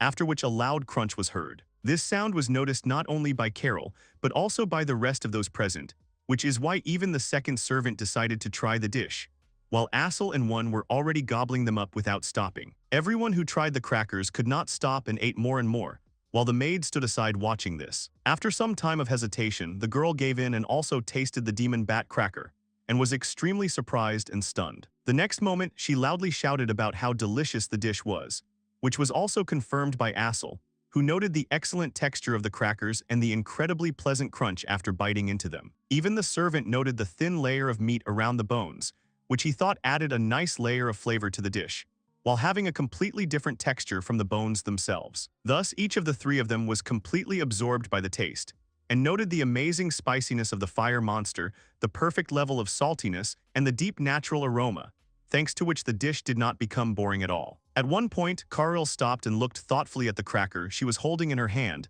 and noted that it was simply amazing. Also surprising, in her opinion, was the cook himself, because she herself would not have thought that it was possible to use monster oil. But Dish did not find anything special in this, which surprised the girl. He said that initially he had nothing, and had to just wander in the mountains where there were only monsters, which is why he decided to achieve something. Thus, he had no choice but to use the monsters as his food. Carl praised his tenacity, which she was ready to bow before, noting that Dish was very dedicated to his beloved work. The maid also analyzed herself and realized that, without even thinking about the reasons, she thought only about her cooking, only selfishly wanting her victory. Realizing this, Carol was very upset and looked depressed. But the second servant of the Assel family approached her, and putting his hand on her shoulder, reminded her that she herself had something that only she was capable of. While the girl was doubting this, the servant suggested that his mistress drink something, for example beer, which, in his opinion, would go well with this salty dish. Noting that this idea was simply excellent, Assel also added, addressing her maid, that she really wanted to eat her cheese together. While Carol herself was slightly stunned, the adventurer told Dish, who had become interested in the cheese, that she simply adored this cheese, which, among other things, went well with alcohol. Assel enthusiastically noted that her subordinate makes simply incredible cheese, which surprised the level 0 chef, and he also asked to try it. Carol stood there, unaware of what was happening. But when she looked at the man who had suggested the idea and saw his friendly smile, she joyfully announced with tears in her eyes that she would now serve this very cheese to the table. Having retired to another room, the girl remembered that she still had her own cooking, and realized that, looking back at others, envying and competing, she had lost sight of the most important thing. Opening the cupboard, the maid took out a smooth head of cheese, and although she did not want to admit it, she realized that the recent meeting had taught her a lot while cutting the cheese. As she placed it on the plate, Carol felt that she had taken a big step forward as a cook that day. And as she carried the cheese to her mistress's table, she only strengthened her intentions to continue trying for Assel. Sometime later, in an abandoned area where dark magic reigned, Assel and a group of adventurers arrived at a cemetery, which was dark despite the noon, to complete a task. The priestess from the group noted that there was once a village in this place, but due to a magical incident, it was wiped off the face of the earth. Another member of the group also added that the bodies of local residents, despite being buried, still reacted with the remnants of magic in the soil. And Assel noticed that most of the bodies had become ghosts, and the adventurer's task was to destroy the undead. The last member of their group was Dish, who confidently hoped to cook something tasty from the undead, but the others doubted that anything could be made from a ghost. The adventurers expected something strange since Dish was with them, but they noted that the monsters were different from the bear they had defeated in the past. Assel noted that with all due respect to him, she doubted that he would be able to cook anything from the undead, because they were ghosts. But the hero did not give up and noted that, although it might not be possible to eat the ghosts, deciding from the start that nothing would work out would not lead to anything good. Assel resigned herself to his intentions, but asked him not to leave her because the area was dangerous, after which she noticed someone approaching her and noted that he was too close. But when she turned around to look at him, she saw the terrifying face of a ghost staring right at her. The group was surprised by the sudden appearance of a dark element ghost, who, due to his ghostly body, ignored physical attacks and was weak to the light element, and lived in cursed cemeteries and ancient battlefields. The priestess announced that a ghost had appeared, and immediately made it clear that someone was controlling it from afar, which meant that it was controlled by a necromancer who was hiding somewhere at that moment. Assel called on everyone to gather, while a huge crowd of ghosts with a variety of faces began to gather in the area. Noticing all the undead, Dish and his divine beast sighed in disappointment, admitting that the ghosts looked inedible, while Assel was surprised that this was the only thing they cared about. One of the girls could not stand being so scared by the ghosts sneaking up on her, and declared that she would make them pay for it by covering her glove in flames. Sending a stream of fire into the body of one of the ghosts, the girl defeated him with lightning speed, while the priestess prayed to her god, cleansing the souls of all the ghosts within the radius of the spell. Watching this magical action, Dish was surprised by how the skills Flame and Holy Healing looked. At that moment, Assel warned the hero with a scream about the danger behind him.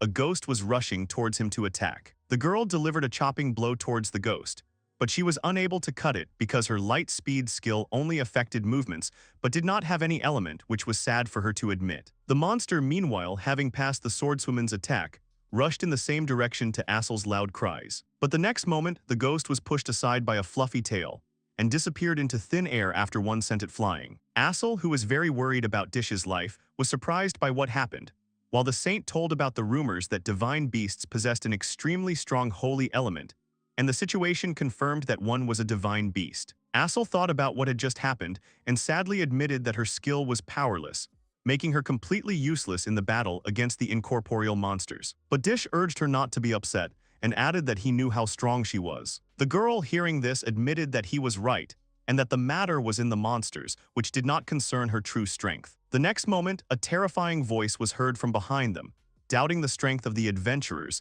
and was sure that they would not be able to defeat him. When Assel looked back at the monster, the one in front of her was a skeleton mage who had an A+ rank in the element of darkness. As one of the demons with strong magical power, he was able to manipulate other monsters and use spells. The next second, he announced that he would personally fight the people in front of him, while Assel could not believe that a skeleton mage was standing in front of her. The others also did not understand where the demon came from in this territory, but they remembered how they had already been warned about it. Fawn told them about a bad feeling about a task that didn't seem like a simple ghost exorcism task and asked them to be careful, after which they realized that it was this demon that caused her to have a premonition. The group recalled that demons had high intelligence and their strength could compete with lower dragons. The skeleton mage in front of them was so dangerous that only a ranks and above were allowed to kill him. The priestess admitted that they had to be careful with him, after which Assel called on everyone to attack the demon. The group immediately used their flame and holy healing skills, which rushed towards the target in one stream and exploded with a huge explosion upon impact. While the boys were hoping that they had managed to inflict damage, Assel drew their attention to the monster, who had put up an elemental defense. At this moment, the owner of the lightning speed skill called on her comrades to dodge the attack approaching from the sky, which they did not even notice. One of them dodged at the last moment and thanked Assel, while the demon was not going to continue to endure all the avoidances of his enemy's attacks. After that, he raised his staff above himself and began his attack, which turned out to be a dark elemental psychic attack. Despite being resistant to this type of attack, the group still received massive damage, proving the great power of the demon, who at that moment promised to turn them into ghosts. A moment after, the group was at a disadvantage, one let out a loud howl that immediately neutralized the effect of the skeleton mage's dark magic. The demon did not immediately understand where the howl came from when Dish came out onto the battlefield riding on his pet. The hero turned to Assel with a request. He wanted to get the head of the monster, which stunned the skeleton itself. The swordswoman herself immediately asked why he might need the demon's head, but she already assumed that there was a special purpose for it, which Dish himself confirmed. He was going to cook something tasty out of it. After a short silence, Assel announced with a loud cry that she would fulfill the request, full of inspiration and wanting it herself. The skeleton mage was horrified by the rumbling of her stomach, not understanding where the sound was coming from this time, and even the girl's comrades were surprised by this sound. After asking if Dish had any wishes, the swordswoman realized that he only wanted the skull, while the demon himself was perplexed about what the couple was up to. The next second, Assel, with lightning speed and precision, decapitated the monster, with a clear, furious intent to devour it. After this, the skull of the decapitated skeleton bounced off the ground several times and fell straight into the hero's hands. The demon was still alive and ordered the guy to let him go, while he, noting his vitality as a skeleton, demanded that he not twitch while he tied him up with tape. The bound skull tried to say something, but it couldn't even utter a word. Then Assel drew Dish's attention to what was happening nearby. The main body of the magician's skeleton could not orient itself in space without its head, having lost all its grandeur. After seeing this performance, the other two members of the group immediately realized that this was their chance. They both decided that it was time for them to pay for everything, and activated the flame and the linked healing, saying that it might sting a little and asked to be patient. At this time, Assel and Dish watched from the sidelines the screams and terrible sounds that were generated by the efforts of a couple of people, and the body of a skeleton, of which nothing remained but ashes, after which Assel admitted that they had managed to successfully complete the mission. After this, the girl asked the hero what he was going to do with the demon's skull, which lay helplessly tied up in the guy's hands. In response to the young man mentioning that the skull was a bone, Assel suggested that he would make crackers again, but Dish explained that such dishes were only made from small bones. While the others doubted the edibility of the skeleton, Assel was confident without any doubt that if Dish said so, it meant so, which showed her strong trust in him. At this point, the demon drew their attention to himself, declaring that he would silence them, not believing that they were seriously considering eating him. But the group was only surprised that he started talking again, noting that despite the fact that only his head remained, his persistence was commendable, which was causing the monster to lose his patience. He declared that even without his body, he could still use magic, and was confident that he would be the one to absorb them. But his speech was interrupted by one who grabbed his skull in his teeth, after which the demon begged him to stop all this. The rest of the group watched this amid the screams and pleas of the skeleton, not very envious of the fate of the skull. But after it was all over and they remembered him as a strong opponent, rejoicing in the peace that had appeared. Dish then took the skull from one, noting that despite the hunger, this was not something he could do, since it was an important tool. At that moment, the skeleton mage decided to take advantage of his opportunity, and loudly declared that this miscalculation would cost them their lives. But the next moment, he was again tied to the problem of being able to do anything. Assel asked Dish about cooking because she was really looking forward to trying a new dish, but the guy asked her to be patient a little. He explained that this time the cooking would take a little longer, about 3 days to be exact. The hero also announced that if they waited a little, he would treat them to the best monster dish, which was even the best dish that he himself, Dish Machan, had ever prepared. 3 days later, in Dish's house called the Watchman, the whole group with which they had recently defeated the skeleton came to the hero.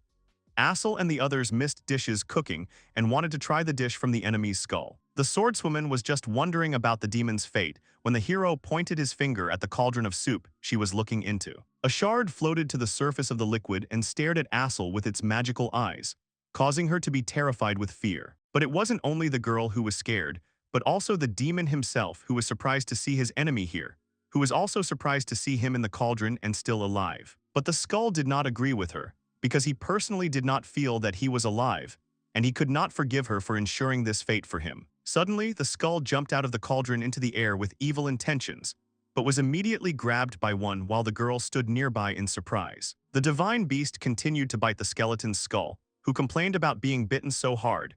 When Dish approached them, noting their good friendship, something the demon himself fundamentally disagreed with. Assel asked the hero why the monster was boiled alive in the pot, but the guy explained that he was just making broth from the magical skeleton. Hearing this, the entire group was horrified, while indifferently watching the broth bubbling in the cauldron. But Assel already wanted to try it, which she asked Dish about, while the others were surprised that she would actually drink it, assuming that it could make her sick. The girl herself understood all the risks, but she could not overcome her desire to try Disha's cooking, after which the guy scooped up a plate of liquid and served it to her. Assel swallowed, still unsure of what she was about to do, but then took a sip from the plate. The girl remained silent and motionless for a while, after which she was asked about her condition when she began to giggle and shake. After that, Assel, without asking a word, handed them 2 plates and told them to try the broth. The boys looked at each other before taking a sip from the plate. After this, they enthusiastically admitted that what they had just tasted was very tasty. At that moment, the skull spoke furiously about what a delicious broth it made, but then realized that it was made from him and demanded to bow down before it. But his speech was once again interrupted by the capture of one, after which the demon could only beg for forgiveness. Meanwhile, the adventurers praised the broth from the magical monster, because none of them thought it would turn out so tasty, and Assel asked how the hero managed to make it so tasty. Dish recalled that broth could be made from any bones, including chicken or pork bones. The skull was similar to such bones, which is why the taste might have seemed familiar to them, but at the same time it did not compare to what they tasted at that moment. But Assel, despite the fact that she understood that bones could be boiled for broth, could not understand how Dish managed to make it so tasty. But the young man explained that the skeleton mage was not just a demon, but a monster with a magical skeleton, which, among other things, did not improve the girl's understanding. Then Dish continued, saying that the monster would die the moment its magic ran out, and that for such entities, mana was the source of life. The guy also noticed that the demon was actually alive, which meant that despite his condition, he had mana. Dish also noted that for monsters, mana was the most important thing in life, but the skeleton mage himself was different, because unlike those who had skin, meat, and organs, he consisted only of bones. Having told all this, he asked the guys which of the monsters had more mana, the one with meat and skin, or only with bones, in the hope that they themselves would guess the answer to their question. The group immediately understood what he was getting at, realizing that unlike normal beasts, whose mana flowed through all parts of their bodies, the demon's mana was stored and moved only in the bones. Thus, due to the abundant amount of mana in the head and skull, the broth from the skeleton mage turned out so delicious. Assel was glad to understand how such a delicacy was created, but the next second she thought about something.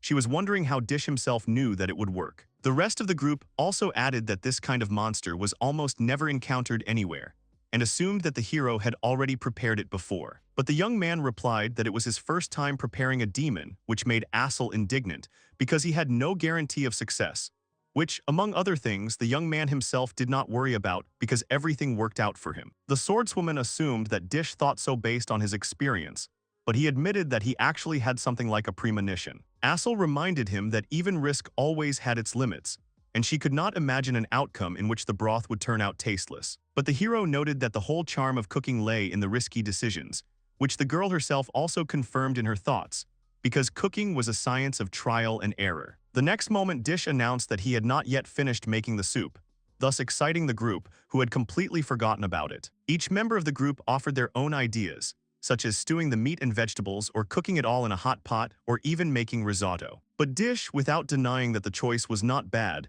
decided to cook nothing else but ramen. The boys were surprised by his decision, remembering what ramen was like. It was an oriental noodle dish, a kind of soup made of noodles, meat, vegetables, and broth, which became popular about 500 years ago and was already on the menu of popular establishments. They decided that this solution might actually work best for their case, after which they decided to rely on the guy to cook. Announcing that 3 servings of ramen were needed, Dish happily and confidently began cooking. Before starting cooking, Dish tied his hair with a headband and began preparing the dish by preparing the sauce, with salt, which he decided to choose this time. The guy expected the sauce to complement the broth, but Assel added that the taste of salt would be an accent in their dish.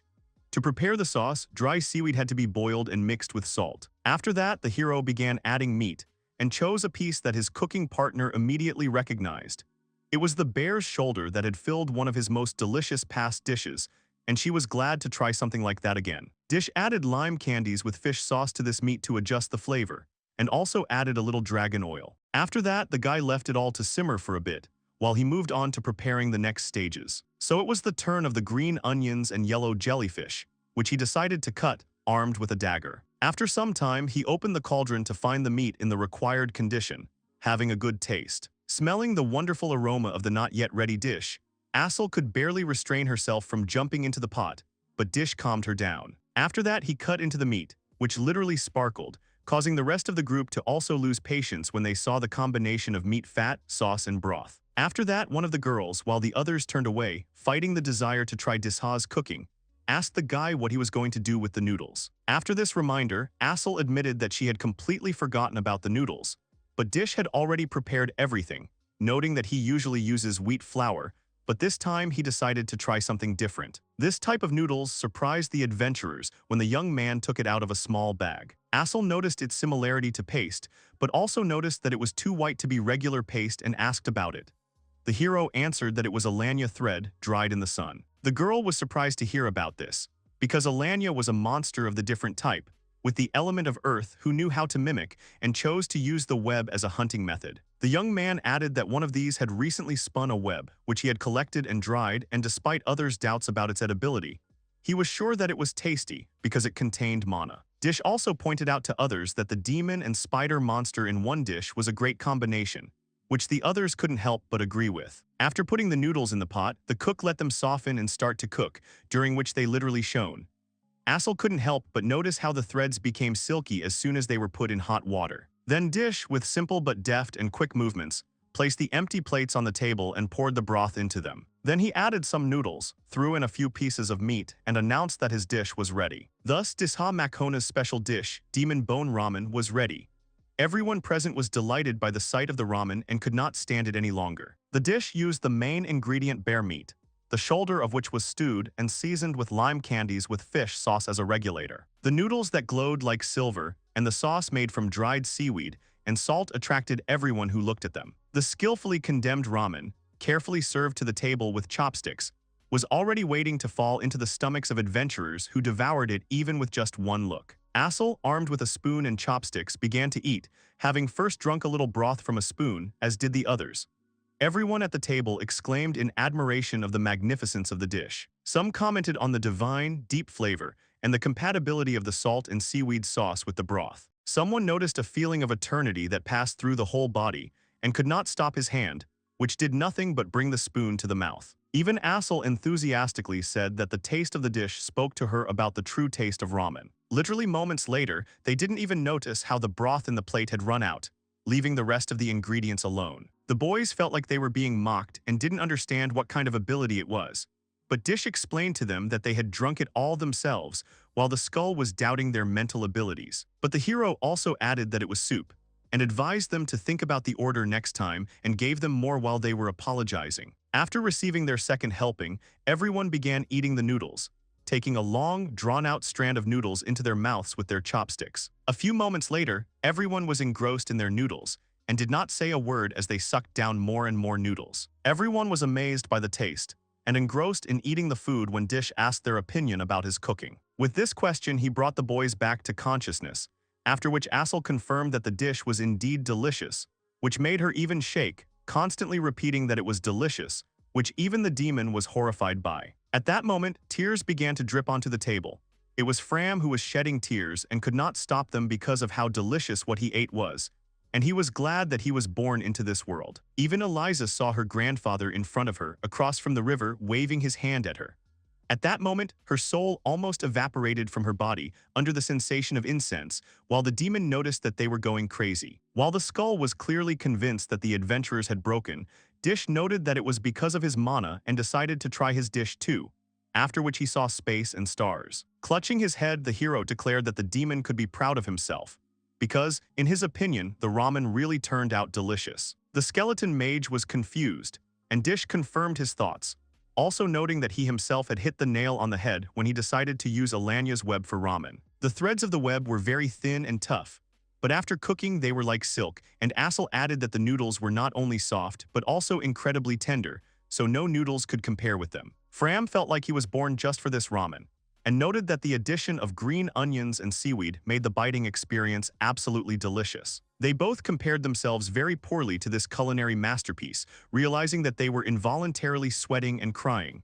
At this point, Eliza decided to move on to the last element of the ramen, the meat. As everyone took a bite, they were struck by new taste sensations.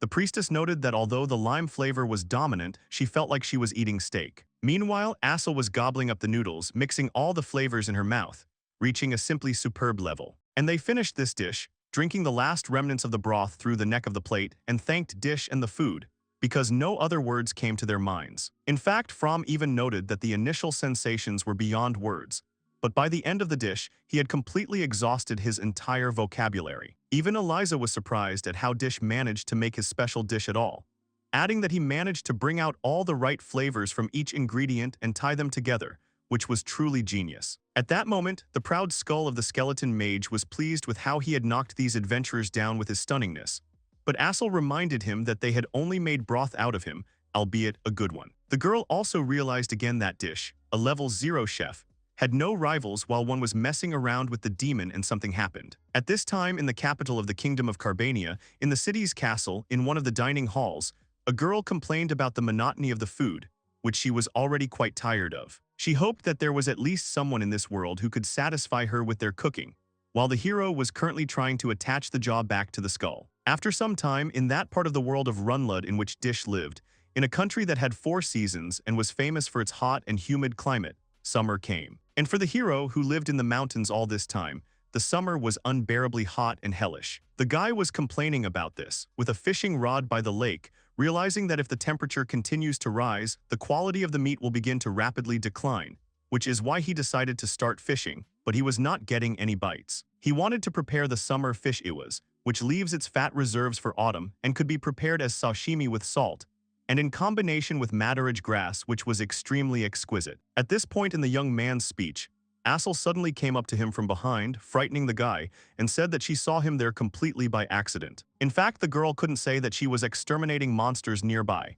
when suddenly noticing him, her tasty food sensor instinctively worked, pointing straight at Dish. At this moment, the rest of her group lost sight of their comrade and could not understand where exactly she had gone. After this, Dish noted that the girl was sweating heavily, and assumed that she had run as fast as she could to the place where he was at that moment. Assel confirmed that there was a lot of sweat, blaming it all on the excessive heat, and decided that in this situation all she could do was take off all her armor to finally get some fresh air. After she took off her steel shoulder pads and gloves, the girl asked him how she looked, but Dish didn't even look at her, absorbed in fishing and complaining that he had no bite, just like Assel in her thoughts. The guy realized that the ivas he wanted was not there that day, after which he turned his attention a little to the side. There one frolicked in the water with the demon's skull and caught fish jumping from the lake, while his master could not understand why he was not catching fish. Even though Dish had already collected the required amount of fish for dinner, he wanted to catch at least 1 ivas. While he was thinking about this, someone sat on his hook. The guy joyfully and enthusiastically, with Assel's support, began to wield the fishing rod, and then finally caught something with beautiful fins. This catch was a small spirit in the form of a mermaid, who was very unhappy to be caught on the hook of a fishing rod by the cheek. While the couple standing by the shore were stunned by the production, the spirit waved her arms and begged the hero to take her off the hook and quickly, after which he apologized and inquired about Wendell's condition. Assel and one who were standing nearby with the demon were surprised to hear the spirit's name. They knew that this little mermaid was the very same water spirit, Mrs. Wendell, their enemy from the underwater world, who was capable of creating natural disasters. Having confirmed her assumptions, the spirit immediately called the girl a knight of light speed, and even recognized the skeleton demon, which Assel was sincerely surprised by, but for Wendell it was natural because she was a water spirit. In fact, the mermaid heard the voices of everyone who was near any water or reservoir, and rumors about the Knight of Light Speed did not pass by such places, which the girl herself was grateful and happy about. Wendell also noted the broth from the skeleton's skull, thereby mocking him. But Assel at that moment noted the friendly relations between Dish and the spirit. The hero himself also confirmed this, saying that she loved his oven and sometimes dropped in to eat, just like Assel herself. But the mermaid was embarrassed and indignant, not wanting to admit that she liked the food that the man cooked, assuring them that she loved the food of her world much more. Hearing about this, Dish stroked her head and laughed at her words, not believing any of them at all. Assel also realized that Dish got along not only with the sacred beast, but also with the spirit of water, but then she accepted this fact, because it was Dish and no one else who was such a person. Among other things, the hero addressed the spirit with a certain request, which Wendell herself immediately understood, because it was just summer time. At this point, Assel asked about the subject of the conversation, not understanding what they meant at all. Then Dish and Wendell proudly announced that summer marked the beginning of the frozen ices. Upon hearing this, Both the skeleton mage and the girl standing next to him were greatly surprised by this news. Assel said that they had gone deeper into the forest. Wendell turned to Dish and asked how long he would be there. Dish replied that he needed a little more time. A little later, the young man smiled and said that this area would be perfect. Assel asked him what he was going to do since she had actually come here to hunt. At this time, Assel's group was being broken up by monsters. Assel said that everything would be fine with her group because they would cope on their own. Dish looked at the girl questioningly. Then the young man said that they had come and that they would look for a hole here. Assel asked what hole he was talking about.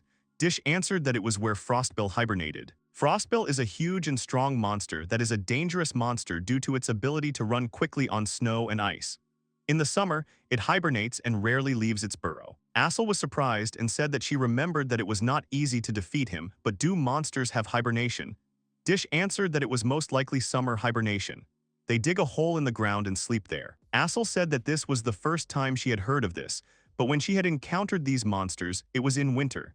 She asked about how Frostbill and frozen ice were related to each other. Dish smiled and told the girl that if she met him, she would go herself. Suddenly, he discovered something. They saw a small hole. Assel thought that this was Frostbill's norm. Wendell hurried the boys because she was very hungry. Dish asked her to wait a little. Then he took a twig and began to rummage around in her norms. Suddenly, Assel felt some noise and rumble. Dish shouted to her that she needed to run. Assel was surprised and asked him to stop. A beam of some kind came out of the hole, and then snow started falling. Dish said that everything went well. He apologized to his comrades because he wanted to scare them. Then the young man turned around and asked Assel what had happened. The girl was shaking all over, so he thought something had happened.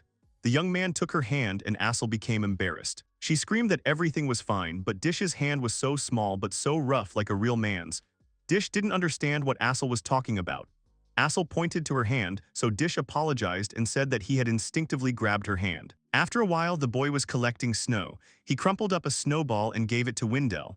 The girl took a bite and said it was very cold. Suddenly, it dawned on Assel that they were using this ice for frozen ice. Wendell said that if there was ice, the large pieces would be inconvenient to eat, so they would chop them up. Dish started cooking. Assel saw lime candies. Dish agreed and added goat milk to the bowl. Assel was delighted by the delicious aroma. Finally, Disha Makhona's special dessert called Frostbill's frozen ice with goat's milk was ready. The girls were delighted with the new dish and started gobbling it up. Assel said that the little snow crumbs melt as soon as they get into your mouth. Wendell added that it immediately feels so good and it's a wonderful feeling. Adding goat milk was a great idea. Assel added that it tastes sweeter, and the lime candies add a little bit. Wendell added that her teeth bite into this texture with great pleasure and it is very easy to chew. The boys enjoyed it and then realized that the aftertaste was kind of harsh. Dish laughed and said that Wendell and Assel couldn't stand it either, but they were great tasters. The boys asked for more. Sometime later, Dish was lying on his bed. He said that summer is of course ice, so he couldn't catch Ivan, but one caught him, so everything is fine. He remembered Assel and her red face.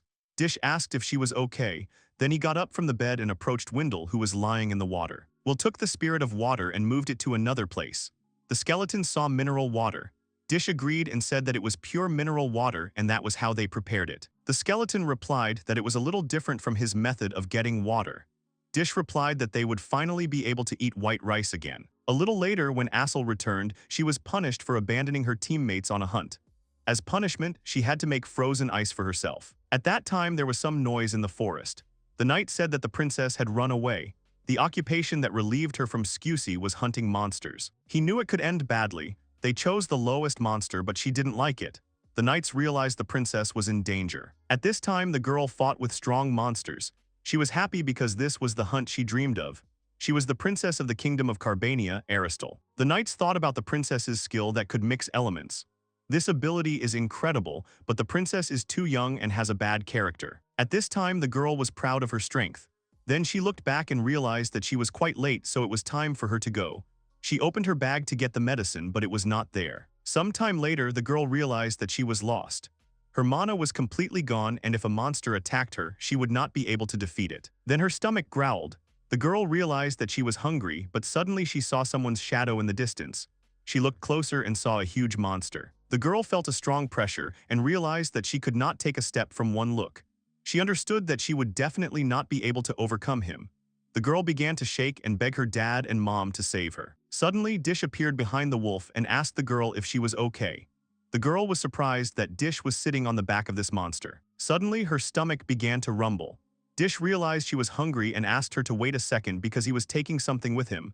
The girl thought Dish was strange, but not like a monster. Dish started to take out food and the girl was happy, and then she realized that she would not eat what some stranger was shoving at her. However, if it was prepared by people from the village, then she should eat it, but Dish was suspicious. Dish handed her a candy. The girl was surprised and realized that it was because of the candy that she was so worried.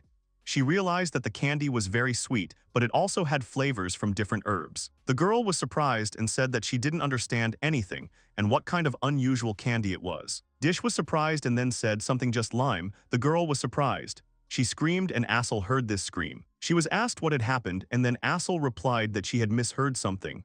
She said that she wanted to try lime candies again. She was asked to finish the job first. At this time, Dish and One were walking through the forest. The girl thought that she, the princess, would be given candy, but luckily they were tasty. Then she turned to the young man and asked his name. Dish introduced himself and asked the girl's name. The girl smiled and said that she would introduce herself especially for him. Dish turned away indifferently. The girl screamed and asked him to listen to the end because she rarely does that. She says her name is Aristel Ilan Carbania. Dish says that name is too long and can he just call the girl Alice. She got angry with him and couldn't understand how someone like Dish could make such a delicious candy. She asked if the young man had been taught by anyone. Dish replied that he had made the candy himself. Alice asked him about his abilities, but Dish replied that he was actually zero and had no abilities. Alice was surprised. Then she laughed and said that this was why the boy was hiding there so that he wouldn't be laughed at. Dish froze in place. Alice realized that he was angry, but Dish silently began to approach her. Alice began to apologize to the boy. Dish asked her why she was apologizing and then asked her to move away because she was blocking the space. Alice did not understand what the young man was doing. Dish replied that he was preparing the camp. Alice was surprised that he wasn't angry. Dish replied that he was used to being laughed at. Then Alice realized what camp the young man was talking about and got angry. Dish replied that the girl followed him herself and no one forced her. Alice screamed that she wanted to sleep on the bed. Dish replied that his house was quite far from here, and it was already night and the monsters would soon wake up. Suddenly, Alice's stomach growled again. Alice asked the boy if he would like some more food, but Dish replied that she had eaten all the candy. Alice looked at Dish and thought that this was adventure.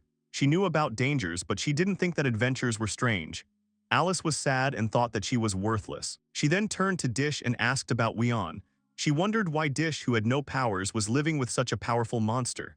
She was interrupted by Dish, who looked at Weon and said that he had brought something.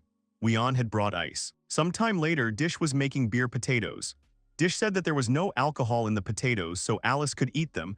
Alice asked why the potatoes were frozen. Dish said that the snow mice had them. The snow mouse is a small monster. They are most numerous in early spring. They freeze food and feed on it in winter since hunting is impossible at this time. They are not particularly dangerous monsters, but if you touch them, you can get frostbite. Alice sighed and Dish asked her what had happened. Alice said that potatoes were not really good for eating. Dish got angry. He said that in that case he would cook it so that the girl could enjoy it. Alice thought that she still didn't trust Dish. She was surprised by the lime candy, but she knows the taste of perfectly cooked potatoes, but she is interested in Dish's methods. She saw Dish put coals in the cauldron and potatoes on top. She thought that this could not even be called cooking. Suddenly, Alice felt something. She was surprised by the interesting smell. Alice couldn't believe her eyes. She saw that the potatoes were simply frying on the stones. She was delighted that the longer she waited, the more she wanted to eat it. Dish looked at the potatoes happily and smelled the aroma. Then he told Alice that the potatoes were ready. He showed Dish Makan's specialty called stone-fried beer potatoes. Alice took the hot potato in her hands, but Dish gave her a leaf. Alice thought it was hot, but the sensation of roasting on the stones was indescribable. Then Alice felt a strong smell of potatoes. She saw a beautiful golden color and a soft and tender texture. Alice tried the dish and was amazed by its taste. She said it was some kind of potato cream. She asked Dish how he could do it so well since he just fried it on the rocks. Dish replied that it was all a matter of temperature and time. Alice asked him what he meant. She thought of Dish keeping the potatoes on the fire for quite a long time and slowly raising the temperature. Dish said that potatoes become sweeter when they are cooked at a higher temperature. He experimented a lot and came up with the idea of roasting potatoes on stones. Alice said that Dish was lying, that he was a zero. She realized that he was hiding something from her, and how could he create something so delicious without abilities? Dish replied that it was true. Otherwise, he would not have to live among the mountains and forests. Alice realized that it was too dangerous to be there, and then said that she had been very rude to him, so she apologized. Dish smiled and asked the girl if she liked his food. Alice agreed. A little later, Alice ate her fill and thought that she had met an amazing person and tasted an amazing dish in such a remote place. Then the girl decided and asked Dish to become someone, but before she could finish speaking, air came out of one of her places. The girl was embarrassed. Dish was about to say something, but she ordered him not to tell her. A little later, Alice came down from the mountains and reached the castle. Her parents scolded her very much, but the princess told them about her adventure. Sometimes she looked out the window and saw a mountain, and then she had a desire to eat potatoes. A little later, Dish was looking at a large castle. He thought that it looked very powerful. Assel called out to him, surprised that Dish had received an invitation from the princess, although he had refused 3 times. Assel didn't understand why the princess invited him. She realized that she would be able to try Disha's food again, and she didn't care about anything that was happening. Then Dish asked Assel about her wounds. Assel said that the medicine would soon run out, so she would go to the pharmacy. Dish gave her the herb Ayademogi. Then Assel told Dish about his appearance, in which he was going to appear in the royal palace. She understood that he needed to be dressed up first. A little later, Assel was waiting for Disha. The maids said that they had finished dressing Disha. Assel was happy. Suddenly Dish appeared. Assel was surprised, but Dish asked the girl not to look at him like that. Assel apologized. Then she looked at one who was also beautiful. They went to the princess. Alice was glad that they had come, but then she saw the transformed Dish and did not recognize him. Dish turned to Alice and said it was him. Assel was surprised and told Dish not to call the princess that. Alice said that this image suits Dish. Assel didn't understand what all this meant. Alice said that she and Dish had met once. The beer potatoes fried on the stones were very tasty. Assel screamed and told the princess that it was unfair. Alice replied that it was Assel who was being unfair when she hid such a cook from her. Assel apologized. Alice said that she wanted Dish to cook something else for her. Assel agreed and told about how they ate a monster. Alice was surprised. Assel said that she feasted on dishes that had some parts of monsters. Alice was surprised that Dish could cook such things. Alice then apologized for asking Disha for a favor right after arriving, but she asks him to cook something for her right away since her stomach is empty. Dish replied that he didn't want to do that. Everyone was surprised. Alice asked him again. Dish replied that he refused to do it. Alice asked the reason, but Dish replied that he was not in the mood. Assel thought that this was not like Dish at all. Alice asked Assel for help and said that she was Dish's friend, so she had to dissuade him. Assel replied that Dish didn't want to cook, so it was unlikely that he could be forced. They changed his appearance and brought him to the castle by force. Assel apologized for her mistake and then realized that Dish was probably not used to the city yet. Assel asked the princess to wait until she brought Dish back to normal. Alice realized that there was nothing she could do because for a cook, hands and soul are important. She replied that she would trust the girl and then asked what she was going to do. Assel replied that Dish is a person who grew up in the middle of cooking. If the current location does not match, then you just need to find a place similar to his habitat. The kitchen is all in motion. A pot of food is boiling, huge animal skins are hanging and dishes are being prepared. Everyone is watching the process attentively. She is putting food on a plate, filling the meat with fresh vegetables. She happily and proudly shouts to Dish how he likes this. She turns around and sees that the plate with food is no longer there. He looks at the dishes in shock and shouts that it is cool, asks what it is it really a copper pot? An awkward silence follows. Dish turns to see several chefs whispering among themselves, discussing the dishes. He approaches them, wondering what is wrong with them. His gaze suddenly freezes, seeing something in front of him. He sees a plate with a dish. In the middle is a side dish of rice, and around it is meat in gravy. The chef asks Dish to introduce himself. He is surprised that he is really being asked. He introduces himself. The cook says with a smile that he is the famous cook whose cooking the princess loved so much.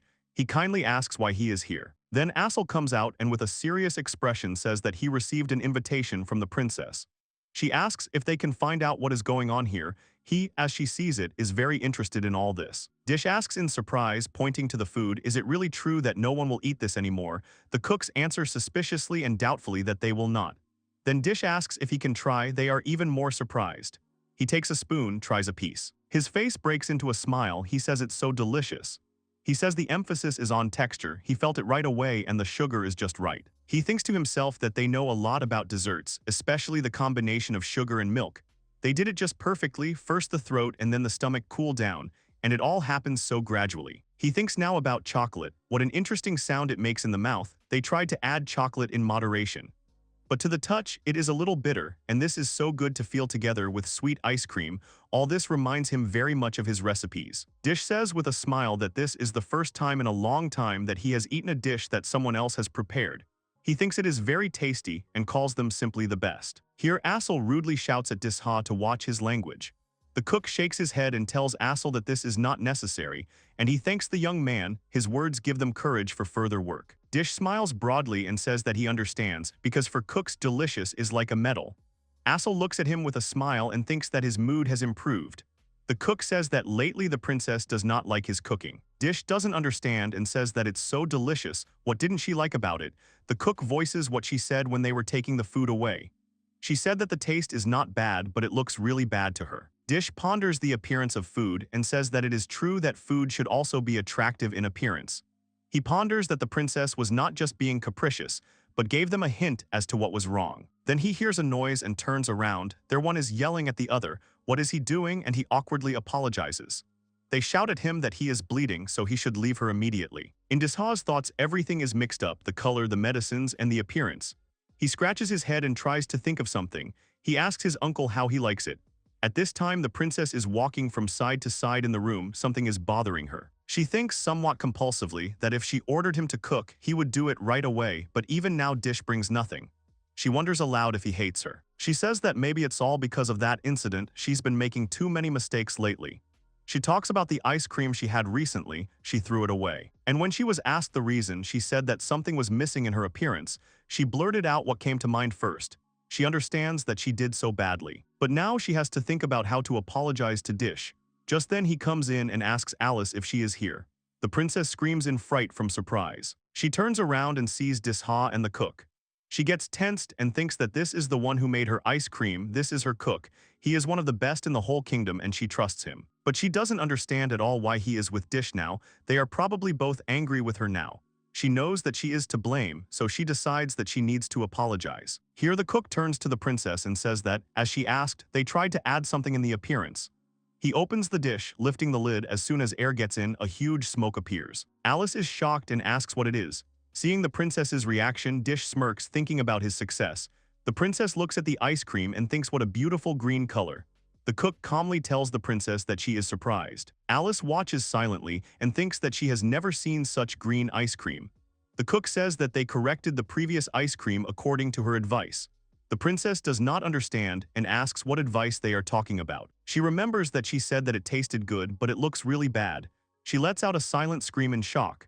She thinks hard that she can't say now that it was on purpose. She's too embarrassed. The cook asks her with a smile if she could try it.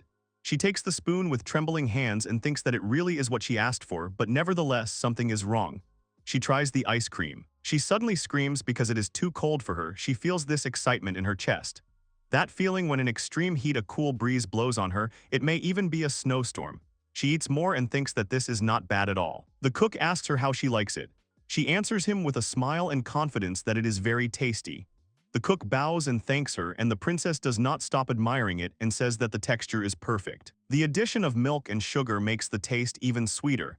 The bitterness of the chocolate is magnificent, just taken out of the refrigerator. The solid chocolate is just asking to be bitten. She continues to eat and thinks to herself that this is a wonderful combination of all the ingredients. She is in seventh heaven. She thinks with great pleasure that she is completely satisfied. She gets stuck in her thoughts. Dish calls her and asks if it was tasty. The princess asks him if he really cooked it. He answers that it is not so, his uncle did it. He says with a smile that he only helped him a little. The princess did not expect such an answer. The cook says that if it weren't for Dish's idea, he wouldn't have thought that they could surprise her so much. He was able to surprise the princess so much. He puts his hand on Dish's shoulder and says that all the credit goes to him. Assel looks and thinks that she also knows this man. He is one of the most skilled cooks in all of Cabania. She thinks that he recognized the cooking of some young man. She will give him the title of the most delicious ice cream in the entire kingdom. The princess asks Dish to tell how he made this ice cream so delicious. She is eager to know about it. Dish replies that there is nothing special, he just put a yagamogi leaf there. The princess does not understand and asks again about it. The herb yagamogi is very popular for medicinal purposes. If applied to a wound, it will immediately heal. It can also become a cure for stomach pain. If mixed with divine water, you can get a drink that restores strength and mana. He says that he brought freshly picked yadamaga leaves, crumbled them into ice cream, and they called it chocolate ice cream in a cup with the medicinal herb yadamaga. The princess says that she didn't know that just adding grass would make it so tasty. Dish tells her that she's wrong, it's not about taste. He tells her that Ayadamogi heals her from the inside, she understands, and Dish jokingly asks it wasn't that bad. The princess smiles and shouts that they did a good job. She will give him the title of the most delicious ice cream in the whole kingdom. The cook bows and thanks her, the other cooks jump for joy. The princess says that it seems that her taste buds did not lie. And to herself she thinks that she will leave it like this, then she said about the appearance for a reason. And now she invites Dish to return to that conversation. She talks about the reason why she called him. She asks if he could make another ice cream. She says that there is a person who must definitely try it. They walk, Dish turns and asks Alice if she is okay. She replies that she is okay, they definitely need to get this ingredient. They come to the girl, she greets Alice. Dish looks at her for a long time and then asks who she is. She frighteningly tells him how impolite it is. Alice shouts that it is the Queen of Albania, Emma Rassin. The Queen smiles and says that it is not worth it. She brings the ice cream and asks her mother to try it. She says that it is simply the best ice cream in the history of the kingdom. Emma looks and asks if that is really true. She brings a spoonful of ice cream to herself and tries it. She says with her eyes closed that it is a wonderful combination of sweet ice cream and dark chocolate. She has not experienced such pleasure from ice cream for a long time. She asks what they added to it. The princess says it is a leaf of yadamogi. Emma says kindly that this is the one who saved Alice during that incident. She offers him her sincere gratitude. Dish begins to blush, and Alice says that there is still a lot of ice cream. Emma apologizes to Alice and says that she has no appetite today. The three of them leave together with Assel. They walk, and Assel asks if she really didn't like Disha's cooking. Alice calms her down and says that it's not like that, Mom is always like that. She thought that if it was cooked by him, she would eat it. Dish asks she didn't look very well. Is her mother really that unwell? She demands that he call her queen. The cook tells Dish that the queen's health is poor, and that lately she has become more withdrawn due to the heat. Her phrase that she has no appetite has become an acute problem. He says their cooks try their best through trial and error, but to no avail, and in recent days she has been eating only chopped apples. That's why they called Dish. They had to tell him right away that his mother was sick. They were hiding it so as not to disturb the residents. It would be very dangerous if this information spread. They held so many meetings, but all in vain. The doctors said that she was infected with an unknown disease. The queen could not withstand extreme heat. Perhaps she had heart problems. Neither the cooks nor the doctors can understand what is going on. Alice begins to feel sad and plaintively calls for her mother. Dish watches attentively and tries to come up with a solution. He turns to his uncles and asks if they have tried using medicinal herbs. They say that they gave the queen the best potion to drink, nothing changed. Dish asks what about the seven-colored flower? Seven-flowered plant is a medicinal herb, which was so named because of its property of shimmering with rainbow colors, a very rare species also known as a miracle herb. Its action is so effective that they say that it can resurrect. The doctors are horrified and ask if he understands what he is talking about. This is the most powerful medicinal herb in their kingdom. Assel asks him to wait and asks Dish if he can do it. He replies that this is not true, he has never tried it. Assel angrily shouts, is he really familiar with such people? They ask if it is really a person. Alice asks if it is a spirit or a magical beast. He says that he knows it, but is not familiar with it. It is a Caledonian boar. This is a monster that looks like a huge boar, reaches a height of about a 2-story building, is very strong. It is almost impossible to stop its attack. Its uniqueness is that it loves luxurious food, is very picky about food. He says that he eats foods that a person cannot even dream of, and she shouts that it is still a monster. He replies that he saw it only once, this 7-colored Caledonian boar. The girls are shocked and ask again. He says that this happens very often with monsters. The effect of food is reflected on their body, which means he knows where this grass grows. Alice says that she understands, then she suggests going for this herb. Assel asks fearfully if the princess really wants to go with them, and she sternly says that this is not up for discussion. She explains that we are talking about her mother, she cannot leave it like this. Assel says in fear that if something happens. Alice interrupts and says that she understands everything, but she cannot sit idly by in such a situation, so she asks Assel not to object. Alice declares that it is necessary to find this 7-flower garden in order to save her mother. She says that this is a request. Here Assel says that from this moment on she, as the Light Knight Assel, takes responsibility and the life of Princess Eris into her own hands. She vows to protect her and find the seven-colored flower. Alice is surprised by Assel's reaction, then the knights come to them and turn to Mrs. Assel. They ask to be allowed to help them, it is their duty to protect the princess. Assel is surprised and admires the knights. The cook also joins in and says that they must prepare dinners for more than 3 and that the help of other cooks will be needed. Alice is silent and then wipes away her tears, saying that she has always been so capricious. Dish tells Alice with a smile that he is happy for her, and you tell him that it is all thanks to him. She thanks him. She thinks about her mother and mentally promises that she will definitely save her. Alice says on the way that they have finally arrived. Assel says with doubt that this is so, but she has come to this place several times to destroy monsters, but has never seen the seven-colored flower. Asks Assel if she doesn't know what a seven-colored flower is, then they hear a noise and twitch. Assel frightenedly guesses what it is. They look at the boars from the bushes. Assel asks Dish if this is the seven-colored Caledonian boar. Dish says that if you look from this distance, he does not see the same one yet. Alice thoughtfully says that it means it is not that simple. Dish says that he is absolutely sure that it can be found and he has come up with a rather interesting way. Assel asks what he has come up with. Dish says that it needs to rain. Assel does not understand and asks again why. Dish explains that the seven-colored flower shows itself when it rains, and that's what they need to arrange. They ask him if everything will definitely work out, and he replies that they won't know until they try. Here Alice agrees and says that she will do it. Assel asks her if she is sure this spell is needed. She does not finish the sentence, because Alice states that she is sure this is all for saving her mother, so she asks to allow her to do it. She uses weather-changing magic and causes a torrential rain by casting a spell. Then the clouds gather above them, everyone is surprised, and then it starts to rain. Everyone is shocked that she managed to do such complex magic, and asks the princess if she is okay. Alice asks if this is enough for the seven-colored flower. Dish says with a smile that she is good, let her look.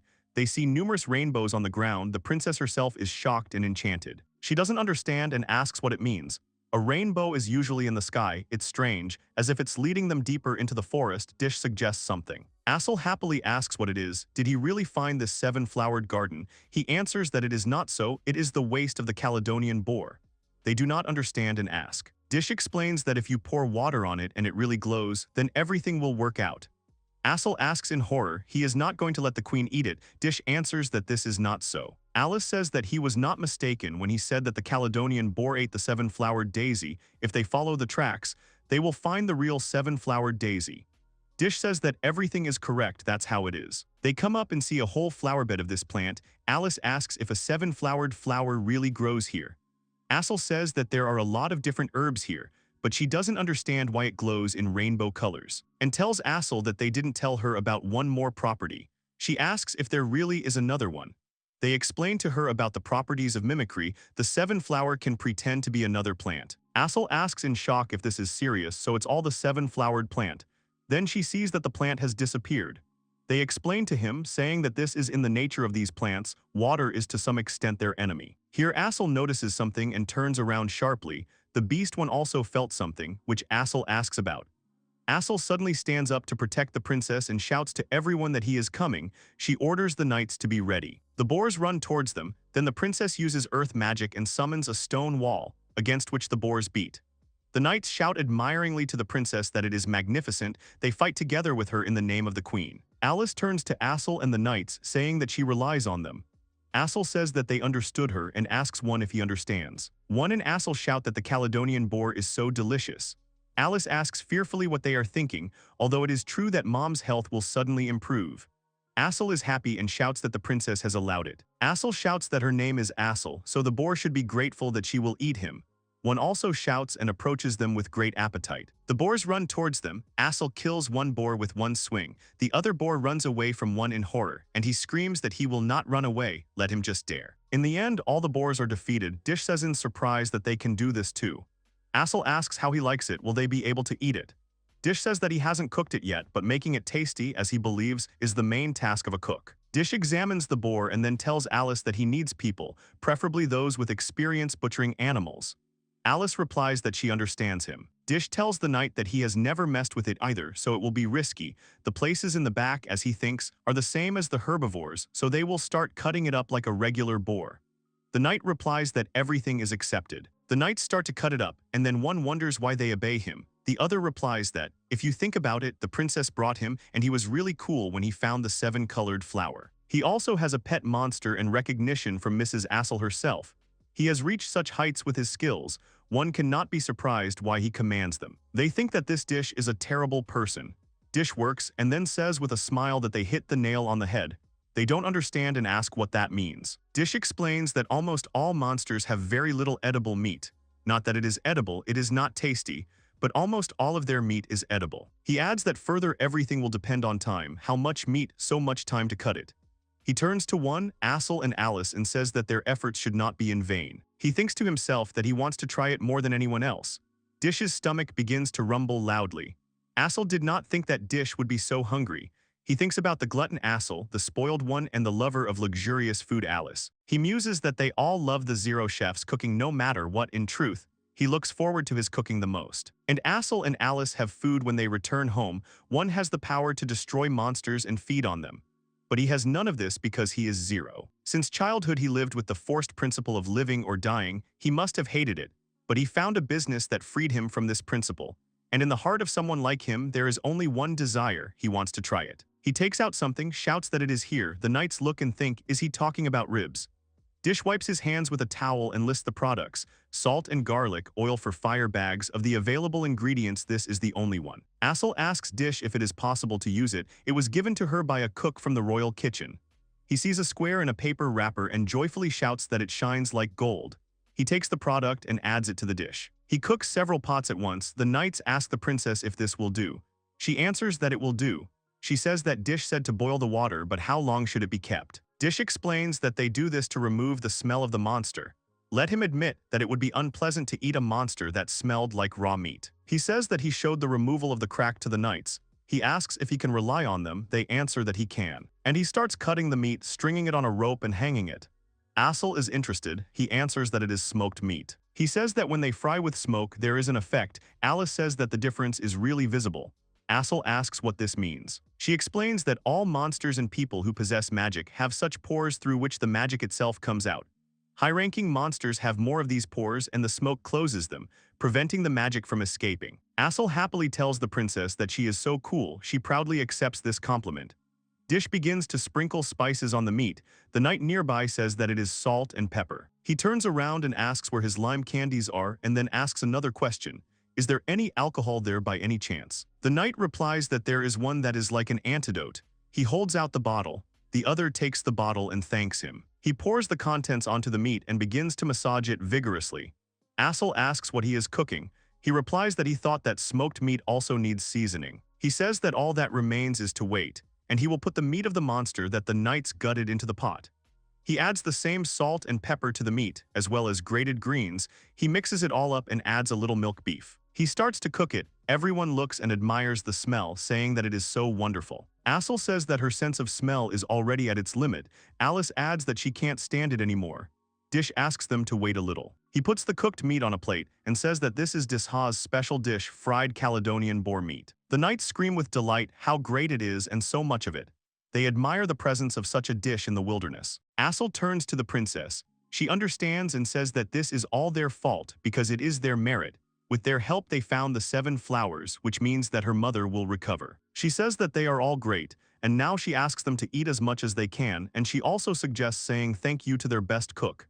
Everyone thanks him. The knights look at the food and think about gratitude. If you think about it, it's a monster. How can they be grateful for it? Of course, it looks like delicious meat. Here they hear a very loud cry of admiration, and do not understand whether this is an attack or a monster. Assel tries it and screams how delicious it is. One joins her and also screams with admiration. The knights look at Assel and do not understand why the holy knight behaves this way. They see how the princess floats from the taste of food and are surprised by this. The knights first look and stand for a long time and then offer to try. They bring the meat to their mouths. The captain begins to enjoy the food, and the knights did not expect this. The captain doesn't understand what it is. Meat is just meat. It feels like strength is flowing in. He didn't think that monster meat could be so tasty. He cuts the meat and is surprised at this softness. It was at such a high temperature, and you can feel the potential of this meat. Another one also brings the meat to his mouth and shouts loudly what he just ate.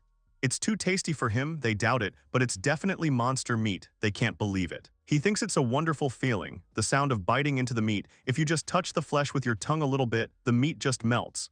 The captain muses that it has a slightly salty taste like an accent, it can't be compared to any meat. He gets up and looks into the distance, sees the house and people.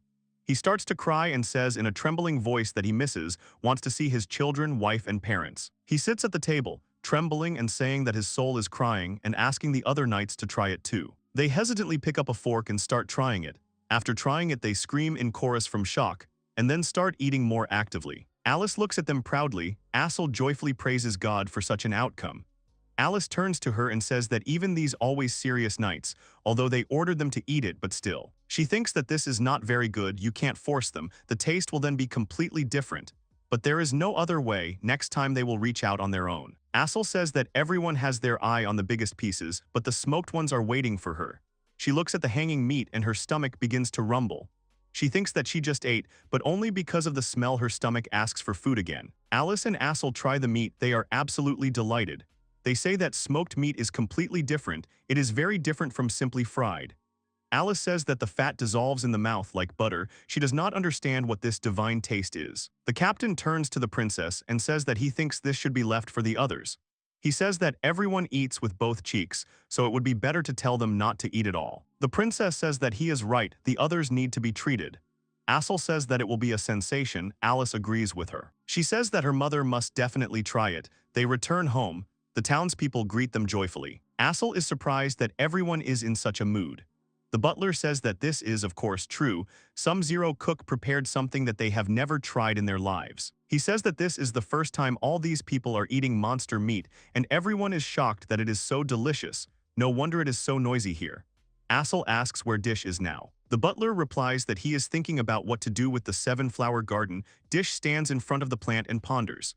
He does not understand at all what to do with it. Everyone says that he is a culinary genius and all that, but now he has little faith in it. He tries this plant and concludes that there is nothing disgusting in the taste. The color is dark. It feels like ordinary grass.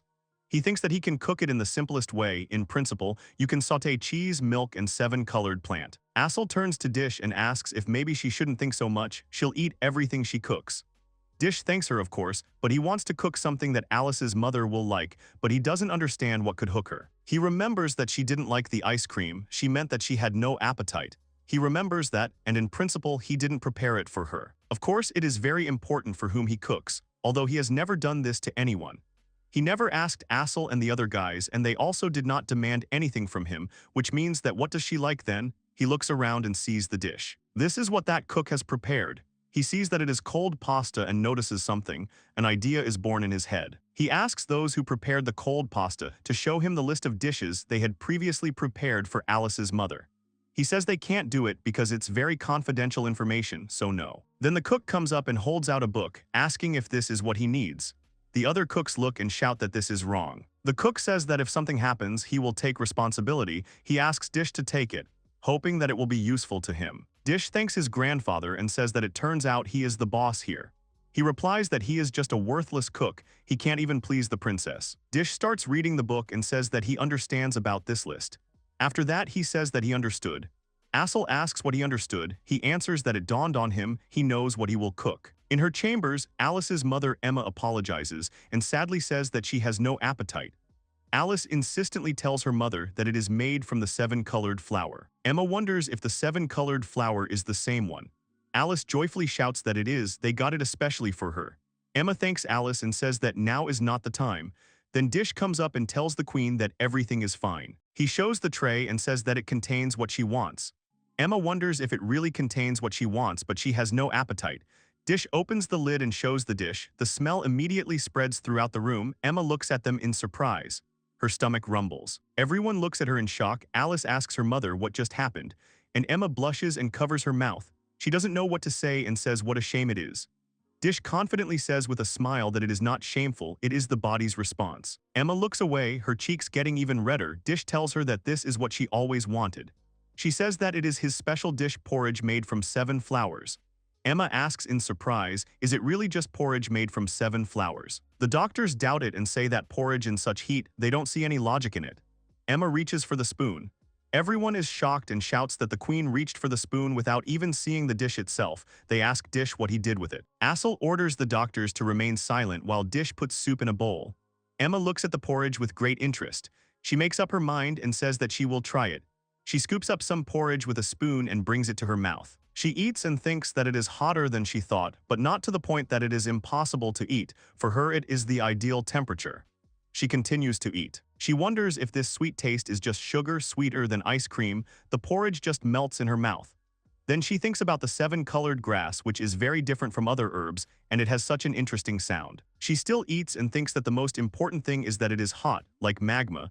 The combination of sugar, salt, and seven-colored flour is simply divine. She does not understand how he cooked it like that. The doctors are horrified that she continues to eat. What is happening right now? Is this really their queen who constantly said that she had no appetite? She is completely different. They watch in shock as she eats porridge with such desire. It is immediately obvious that she enjoys the food. Alice looks at her work with joy.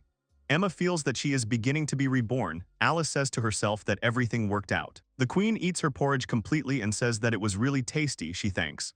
Assel says that the queen liked it, and besides, there was a portion for 4 on this plate. She ate it all by herself. The knights scream in shock and at the same time joyfully say that their queen is recovering. Assel admires, so this is the power of the seven-colored flower. The queen tells her that she was a little mistaken. She looks at her questioningly. Dish says that means he was right. Assel doesn't understand and asks Dish what he's talking about. Dish declares that Alice's mother wasn't sick. Everyone opens their mouths in shock and asks if she really isn't sick. Dish says he figured it out from the list of dishes she was having, like this.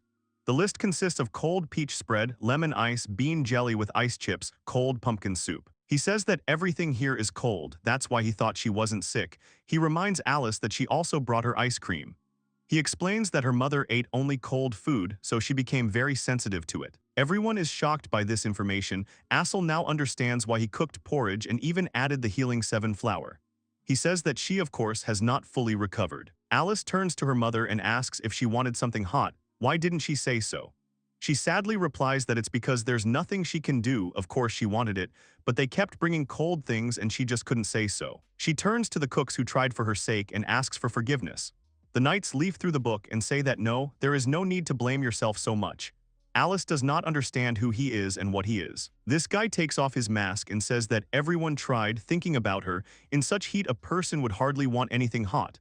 Of course, there are not many positive results from this case, but he can say that that guy impressed him. They shout in shock, is it really Professor Garvin? Of course, Dig himself has no idea who it is and asks. Assel proudly imagines that it is Garvin Wistace, one of the greatest adventurers, who is the princess's teacher. Dish says he doesn't understand anything, but it looks like he's some kind of cool guy. Well, by the name, that's probably it. He asks if this great man was really disguised as a knight, if this is really his hobby. Garvin says that he was actually in that forest, but he saw them by chance. He really wanted to know what they were doing. He says it's nice to meet him. He introduces himself and asks her to just call him Harry. Dish also introduces herself and says it's nice to meet him too. Everyone looks at them silently because Dish called her Harry. Harry thanks him because no one calls him that, and Assel and the cooks think, can they really call him that? He asks Dish if what he did in that forest was excellent. What kind of skill did he have? Dish is surprised by the question, and then answers that he doesn't have it because he's 0. Harry wonders if he doesn't have the skill, so how did he know about the 7-colored flower then? Dish says he only has knowledge and experience, that's it. Harry suggests that maybe 0 is his skill. Suddenly, in complete silence, they hear a stomach rumble. They all turn to Emma in shock. She laughs awkwardly and says that she ate so much, but she is hungry again. The porridge is quickly digested in the stomach. She asks if she can place an order. She says that this time she wants something cooler. She has become hot. She wants something that would increase immunity. She asks Dish what he thinks. Dish confidently asks to leave it to him. He declares that he will prepare the perfect dish. He heads to the kitchen. Dish starts making a meat dish in the kitchen. They come up to him and ask if he wouldn't mind if they help. The cooks stand nearby and look at him. They all shout at once that they are ready and want to help, so let him give orders. The chef says that they all want to learn from him and he has 0 cooking skills. Dish looks and then says what can we do with them, so let them try to learn this art. Dish shouts that their cooking is just beginning, holding a knife in her hand. A little later, Assel asks and begs Dish for something, and Dish strictly refuses her, not even giving in to weakness. Assel says that he refused, so she lost her former power. As she already said regarding the chef's position, in fact she has one acquaintance in the city, a tavern, and Assel wants him to become the chef for one day. Dish does not understand what she wants from him. They walk down the street, stop at a building. Dish asks if he will really work here. Assel says that he will. She says that they mainly serve fish here, but the thing is that the manager is very ill. She says that it's good that there is no risk to life, and it turned out that now her assistant Nyaris is in charge of the store, so he can get acquainted. The girl with cat ears introduces herself and says that her name is Nyaris. She asks if this is the cook that Assel was talking about. She is very pleased to meet you. Assel says with displeasure that this person does not know how to cook at all, and she is indignant and asks what she is saying. Assel says that therefore until Nora gets better, could he not work instead of her? Dish says that in principle he is free now, it will be easier than cooking in the castle. Assel happily asks if he will really take it on. He answers that he will. Dish introduces himself and says that next to him is his friend one. He points to the skeleton and says that he is after the broth. The skeleton is indignant. Why did he say that? Dish tells Nyaris that it is nice to meet him, and the skeleton is indignant and asks not to ignore him. Dish looks around, examines the kitchen and says that this is a good tavern. The atmosphere is immediately felt. He remembers the dish and tells Nyaris that he will only prepare one dish. She says with displeasure that they are a canteen after all and one dish is not quite suitable. Dish asks, what if this dish is very, very tasty? She asks if there is such a thing. He looks around and says that of course there is. Assel asks what these ingredients are. Nyaris looks closely and asks what these ingredients are. She sees a black writhing creature and screams that it is a demon fish.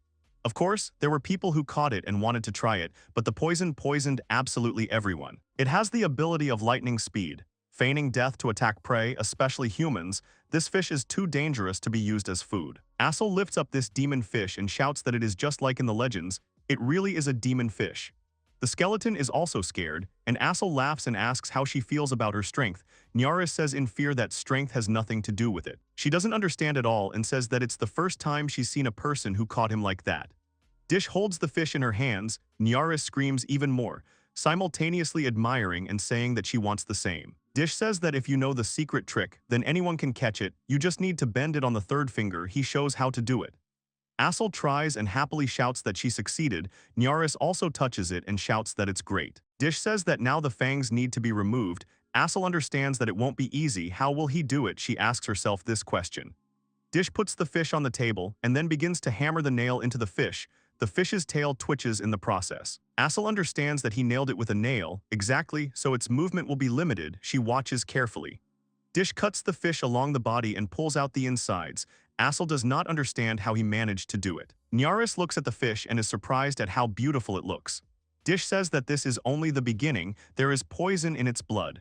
Nyaris again remembers that this is a demon fish. Dish explains that if they remove the blood with heat, everything will be fine. First, he decides to remove the skin. He says out loud that they will cool it with regular water, make cuts, stick sticks in there, specifically into this pulp. Nyaris asks him if he is really going to fry on magic stones. He answers that it is not so and that she guessed wrong. He has something better. It is a special thing of Disha citrine. Nyaris looks closely and says that this is a coal stove. She asks if there will be too much smoke. Dish answers that it should be like that. It lets the fire through perfectly. Assel, as soon as she hears the word smoke, she immediately remembers that Caledonian boar, that wonderful smell. Dish smiles and says that it is so. After a while, he opens the lid and sees the meat, says that it seems good. The smell opens up and spreads to all areas. Assel smells it and says that she can't wait any longer. What a scent. Nyaris also smells it and remembers that her mother once told her about something. She said that of course cooking on coal is good, but on magic stones is better. She asks, is that right? Assel joins in and says that she also heard about this somehow and asks for the meat to cook faster. At this time, Dish opens the lid of some jug. The girls shout that it is sauce. They do not understand why it is black. Dish takes a brush, dips it in the sauce and begins to coat the fish. Magic happens. Assel smells this smell. She thinks it's lovely. The skeleton notices something and twitches. Assel asks in fear what is there, calling it a skeleton from the broth. They see that there are a lot of people on the street. Assel tells herself that there is no need to be surprised. It has always been like this everywhere. Dish announces that he has finished. He says that this is a special dish, fried demon fish. Assel and Nyaris begin to try it. They all shout, including one, that it is delicious. People outside look at them with great appetite. Assel gobbles up the fish without stopping. Nyaris describes that it is crunchy on the outside, but the meat inside is so soft, she has tried it for the first time. Dish says that this is the result of using citrine. He asks, isn't it true that the aroma is also not bad? Assel says that she also noticed, she would never in her life have thought that this is a demon fish. She screams that this is impossible. She thinks about the sauce that drips down like that. Dish says that he also calls it broth. Nyaris wonders if it is really sugar. Assel looks and says that it is somehow not sugary. She wonders what it is. Assel guesses and asks Dish about it, and he says that it is so and that she is right. She takes out and shows lime candies. Nyaris understands and asks again if these are really the same ones. He hands her a candy and tells her to try it. She takes the candy hesitantly, looks at it for a long time, and then throws it into her mouth. She instantly screams how sweet it is. She thinks that this candy is not inferior to the fish. Assel says that is why he used them. She thinks that it is an excellent solution. Dish says that it's not just the sauce, it was fried on them too. This combination of deliciousness is just perfect. Nyaris says that it's cool, then addresses Dish and says that it's great. She asks what skill he has. Assel proudly says that this is it. Perhaps she won't believe it, but his name is Dish and he is a zero cook. Nyaris shouts that she heard about him. He saved the princess from monsters and cured the queen. People are shouting that they want it too. Have they really opened again? They are all hungry and don't understand how not to be led by this smell. Assel looks at them with a smile, and Dish apologizes and says that this is all for today. He asks them to wait for 3 days. Dish says that if they wait, she will cook this fish for them. Saying this, he pushes Nyaris forward. Nyaris freezes for a second and then screams in horror. What is he saying? Assel agrees. Dish asks Nyaris if she doesn't want to cook something tasty for her mother. Nyaris starts thinking. Dish says that he thinks that she will recover right away if she makes her happy. He promises that it won't be difficult. He says that there is nothing special here. She saw how it is done, and the result of the cooking, he is sure that her mother will be surprised. She sadly says that, however, he is a zero in cooking. Dish says with a smile that even he, the one who has no skills, cooked it. In cooking, it is not skill that is important, but passion. Anyone can do it if he really wants to. Nyaris is silent at first, and then shouts that she understood him, so she takes on this. Dish says that then the training starts right now. He says with a sly smile that 3 days without sleep is easy. Nyaris looks at him questioningly. Has it really been 3 days without sleep? Dish drags Nyaris along and suggests starting with getting ingredients. She screams in panic and asks to wait. Assel stands still and watches this picture. Thus, Nyaris found herself in the shackles of the terrible cook, so her training begins right now. Assel stands by the lake and says that Mrs. Windle has called her and Dish here to the lake for some important matter.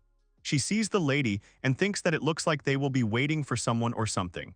The mermaid sits by the water and looks into the distance. Assel gathers up her courage and thinks that the spirit of water himself called them specially. She does not understand what this is. She decides that she needs to be on guard. Then someone calls her. Dish says that Disha's special dish, warm milk soup, is ready. Assel's facial expression immediately changes and she wishes herself a bon appetit. She starts eating and says that in such cool weather it is just right to be warm, so that there is a reason to look forward to winter. Dish smiles and says that he is glad of it. Mrs. Windle looks at them and sighs, saying that they have not changed a bit. Assel turns to Mrs. Windle and says that she wanted to ask her something. She asks how long she has known Dish. She listens and understands that she hasn't told them about it yet. She says that it was in the summer 2 years ago, one man threw a cursed sword into the river nearby. Assel remembers and thinks about that incident. She says that Assel then caught the culprit. She continues her story and says that the river became completely polluted. It turned purple. Assel remembers this and says that the sight was terrible. Dish is surprised that 2 years have passed. She tells Windle that she was furious then. Windle says that of course she was furious. This man did an unforgivable thing. 2 years ago, in the pouring rain, everyone was talking excitedly about the spirit's anger. A man asked the elder what it meant. The elder answered that Mrs. Windle was beside herself because of the pollution of the river. Many people died near the river. He says with great sadness that almost everything has become lifeless. All the vegetation is also spoiled. If it is left like this, it will be bad. The elder shouts in rage that it is necessary to tame the spirit's anger, otherwise the world will be completely destroyed. In the forest on the ground lies little Dish. He is told to wake up. Dish barely opens his eyes and asks the stranger who he is. In front of him sits the spirit of Mrs. Windle. He is surprised that she is so huge. He asks who she is. And she is indignant. Does he really not know who she is? He replies that no, he does not know what she is talking about at all. Wendell says that perhaps it is he who has created all this chaos. He replies that this is not so, he simply lost consciousness from hunger. Mrs. Wendell says that she already thought it was him. She was surprised that she was hungry. How did it happen? Dish raises her head and in an indifferent tone asks to answer him who she is. She ambitiously says that she will tell him who she is. Dish understands and asks if this means that this rain is her doing. She proudly says that it is, this is her power. She laughingly calls him little and says, bragging, that this is not the only thing she can do. Dish yells at her in anger, calling her stupid. What did she do? She doesn't understand and asks what's wrong with him. How dare he raise his voice? Dish demands that she stop the rain because all the vegetation will be ruined. She replies that this cannot be done. The person who did this must be punished. Dish asks again if she really wants to punish him. She says that if he allows her to eat him, then she will stop this rain. She smiles maliciously. Dish says that it is not tasty at all. She laughs and says with a smile that then she will eat the one who needs to be punished. Dish shouts at her that she is stupid and that she should only eat when she is hungry and not in order to punish someone. Dish says that he is sure that she is angry because she is hungry. She does not understand and does not know how to tell him this. Then Dish says that he will cook her something. The rain continues to pour. Dish stands in front of a huge leaf of a plant. Like with an umbrella, he begins to think. He is surprised that she can change the size of her body. She is now the size of him. He adds, asking to listen to him. She has something to tell her, of course. He thinks that polluting the river is bad, but you can't involve others in this. He explains to her that innocent people may suffer from her actions and that she cannot do that. And she says that for spirits, all people are the same. They do not focus on anyone in particular. If they are to punish, then they must punish everyone at once. Dish says with a smile that is, she does not remember faces at all. He admits that he understands her. He also remembers names poorly. Dish asks her not to be so angry. He offers her that candy, which turned out to be surprisingly tasty. Wendell looks at his tail in surprise and then asks Dish to listen. She asks if this means he is going to cook food from the monster now. Dish asks her not to make such a face. He guarantees that it will be very tasty. Wendell sees and is horrified. In front of them is Adamanti, a monster that has a large shell, the king of the seas. He has thick limbs and they resemble large roots. There are membranes on his feet. He lays eggs in the mountains, burying them in the ground. She asks him in horror if this is really his goal. Dish says that she only lays eggs once every few years and that it happens on particularly rainy days. She thanks Wendell because it was thanks to her rain that she got out. She is of course happy to help, but she is worried and asks if it is too big. Dish replies that everything is fine if they don't go to him themselves, then nothing will happen to them. Then Adamanti suddenly raises his head and starts screaming. Dish gets scared and asks what's wrong with him. Wendell looks on in horror. 4 years ago when he saw him, he was not so aggressive, and Wendell understands that rather he is not aggressive but as if he is in pain. She examines him and says that the color of his body is changing, so this is already her task as she thinks. Dish asks her to try so that it doesn't hurt him. She says that she knows, now she's not going to eat him, she's just going to relieve him of pain. Wendell goes down to him and says that if you look at it like that, he's quite cute. The monster suddenly attacks, and the spirit says that she is also angry now. She calls on her magic and appears above the monster with the help of water.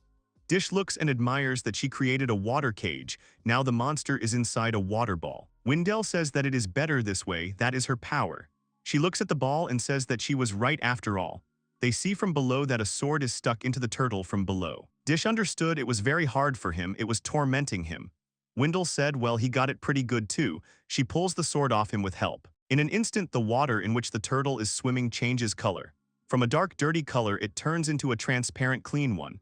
She puts the turtle back in the water, and she proudly swims to Dish with a grin on her face. Dish shouts at her that she is cool, and she replies that it is naturally so, she is a spirit, how did he even think about her? He smiles widely and tells her that she is right. He asks her if it is a cursed sword. She replies that it is. She thought that it got into the sea because of the current. Dish thinks and then guesses, so that is why she called for rains to cleanse the river. Wendell says that's true, she won't just make it rain at will, but they are people. She sees Dish smiling and laughing, she doesn't understand why. He replies that he thought that she was so kind, thought about people, and did not kill this monster. He thinks that she is very good. She screams that she is not kind at all, only to people. Spirits should be kind to everyone, let him not think wrongly. Dish smiles and says that then she is even kinder. She looks angrily, and then sighs and says that she still cannot forgive people. She looks back and sees Adamanti smiling at her. She asks Dish if it's okay that he left him. He replies that everything is fine, his goal is not Adamanti himself. Wendell is surprised, so that's it, she thinks that she is beginning to understand what his goal is. Dish shouts for her to follow him, they approach the place, he shouts that he found it. They see in front of them an egg which is stuck in the ground, steam is coming out of it. Wendell shouts that it is an egg. He shot an egg into the air. Dish picks up the egg and says that the adamantium egg is very hard. Sometimes there were even cases when just an egg caused pain with its blow. There are some crows nearby which Wendell is asking about. Dish says that's right, they ate him recently. Wendell says in surprise that for people, of course, the animals themselves will become teachers in the wild. Dish suggests finding more eggs before the rain stops, or else someone else will eat them. Wendell agrees and follows him, and Dish tells the adamantium eggs to get ready. Wendell talks dreamily about adamantium dishes, she can't wait to try them. Dish points and says they all try this first. Wendell says it's ketchup, it has such a strong smell. She asks again if it's really ketchup. He says that this is a killer tomato. At first glance, it is an ordinary tomato, but in fact, it is a dangerous monster. When a person or animal approaches it, it attacks with lightning, opens its mouth and bites. Every year, many people suffer because of it. Wendell is surprised by such a monster. She asks how he made ketchup out of it. He answers that the trick is to smell the smoke. She does not understand and asks again about the smoke. He says that when the tomato killer inhales the smell of smoke, it becomes asphyxiated, and while it is in this state, it must be quickly collected and heated. The smoke will block the flow of magic, so the magic will also remain in the ketchup. He adds that the killer tomato is very sour. Unlike a regular tomato, Wendell asks if that is true. He says that it is because there are internal organs. She will see when they cut it open that there will be digestive fluid left. Wendell says he understands him. It is because of this liquid that ketchup is so spicy. He shouts joyfully that it is true. He asks if it is true that cooking is so much fun. He names the ingredients, and Wendell says that they are rather bizarre products. The king of the bow has 4 limbs on top of which there is a crown. Because it looks out of the ground, adventurers fall into a trap. The whispering mushroom is a harmful, evil monster. Small, sits in the ground. Its presence causes allergies. He cooks and says out loud that they will fry the whispering mushroom with the king of Ulcom, adjust the taste with salt, add madderage grass and pour ketchup on it. Wendell stands nearby and shouts at the wonderful smell. She looks at it and says it's so red, absolutely perfect. Dish cracks an egg and pours out the liquid. Wendell watches and marvels at the contrast. She sees white and wants to guess what it is. Dish immediately says that it is egg milk. She still does not understand and looks at him questioningly. Dish explains that the adamantine egg contains milk. The embryos become larger if they sit in the ground for more than 90 days, and the milk contains magical power. Wendell says in surprise, wow. Dish asks, isn't it true that adamantium is quite interesting? He mixes everything and says that she will be pleasantly surprised when she tries its taste. He definitely guarantees it. He fries an egg and then throws it in the air to flip it over and fry the other side. Wendell watches and is amazed at his skills. He puts the egg on top of the cereal and says it's ready. He cuts the egg open. Dish says that this is Dish's special dish rice omelet made from adamantium egg. Wendell is genuinely happy, takes a spoon and starts to try it. She starts screaming with joy and delight. She says how delicious it is, it just melts in her mouth. She can't believe that it's made from a monster. She adds that this egg is quite salty. Dish explains this by saying that the monster itself lives in salty seawater. She now understands why this is so. She says that the smell and taste seem to merge together, a good accent in the ketchup because of the killer tomato. Then she begins to see something in front of her. She wonders if this is really a mirage that Dish's dish is creating. Even she is a spirit, she has never seen anything like it. She admires what an effect. She is interrupted by Dish's voice, who calls her. He asks her with a smile how she likes the omelet. Is it tasty? She says that it is something average, although she would not mind more. Dish asks why she did this. She liked it. He asks to wait a bit and prepares another omelet, throwing it into the air. However, his omelet falls to the ground. He looks at Wendell in fear. She looks back. He says that it was an accident. 10 times it should work out exactly. She screams at him not to lie. Everything always works out for him. He says that everything is fine. He will eat it himself, so she will eat the next one. She begins to wonder who he really is. She thinks that he is quirky, but she understands that he is such a talented cook. She thinks that what those people did cannot be forgiven. If it is forgiven, then it will be worse. No matter how much food he prepares for her, even if it is delicious, she will not forgive people, but she has other thoughts. She feels that he is a special person. Even though he is a zero, this boy cooks better than any royal chef. He tells Wendell that it is ready, thereby tearing her away from her thoughts. He made it so that on the omelet there is a request written to eat it. She reads it and looks at Dish. Dish says that he can no longer look at such a face after eating the food he prepared. She asks in shock if he understands. He does. He interrupts and replies that of course he understands. He is a cook after all. He says that he killed so many lives so that he would have something to feed himself with. It will be odd if it continues like this. Wendell asks if he is not afraid. Dish says that is why he has a request. He asks to eat him with pleasure. Wendell looks at him for a long time and does not understand what he wants at all. Dish explains that he gave part of himself as an ingredient, so he should eat it with pleasure. Wendell looks on awkwardly and in disbelief as Dish stands confidently, waiting for action. Wendell starts laughing loudly. She says that he is so interesting. He angrily says that he is actually speaking in all seriousness. Wendell says that she can see in his eyes that he is truly stupid and honest. He asks what she has decided in the end, whether she will eat him. She replies that she has decided that she will eat him. She says that, however, she does not have such a skill, therefore she cannot fulfill his request yet. Dish looks at her disappointedly. Wendell says that this is true and that is why she is thinking of postponing this matter. He asks what this means. She replies that it is the same when people leave something tasty for later, like dessert. She promises that she will eat it, but not now. Dish is sincerely happy and shouts hooray. Wendell is frightened by such a reaction. She says incomprehensibly that he is so happy. She reflects that he has no family, he is alone, but there is something about him. She says that the rain will soon stop. It is time for them to say goodbye. He calls her by name. She turns to his request. He asks her if they can meet again. She thinks about it and then sighs tiredly. She asks why he suddenly became so upset. She is a spirit of water. She is always nearby. He happily says that this means that they will see each other again. Wendell replies that of course, in that case he must always be ready to feed her and without mistakes. She disappears, diving into the water. Dish remains in place. The water evaporates, the clouds dissolve, rays of light are visible from the sky. He clenches his fists and says that he will go cook. This is how Wendell Assel finishes her story, saying that this was how their first meeting was. Dish adds that she was still strange, and she says, who would talk, calling him a zero cook. She remembers and says that among them, the spirits and gods' opinions about him were divided, but in the end his deliverance was postponed. She turns away and says that she had nothing else to do. Wendell turns and notices that she didn't tell him. She suggests that he turn around. He obeys and turns around. He sees a shocked Assel with her mouth open. He doesn't understand and asks her what's going on, and she's indignant that he's even asking. She shouts that it's nothing. Do they really want to say that Dish decided that incident 2 years ago? Dish himself gets scared and asks her to calm down. And she screams even more. How can she be calm? She asks if Mrs. Wendell will ever eat him. She is of course glad that he was able to calm her down then. She is grateful to him, but she asks him to promise her that he will never again put his life at risk.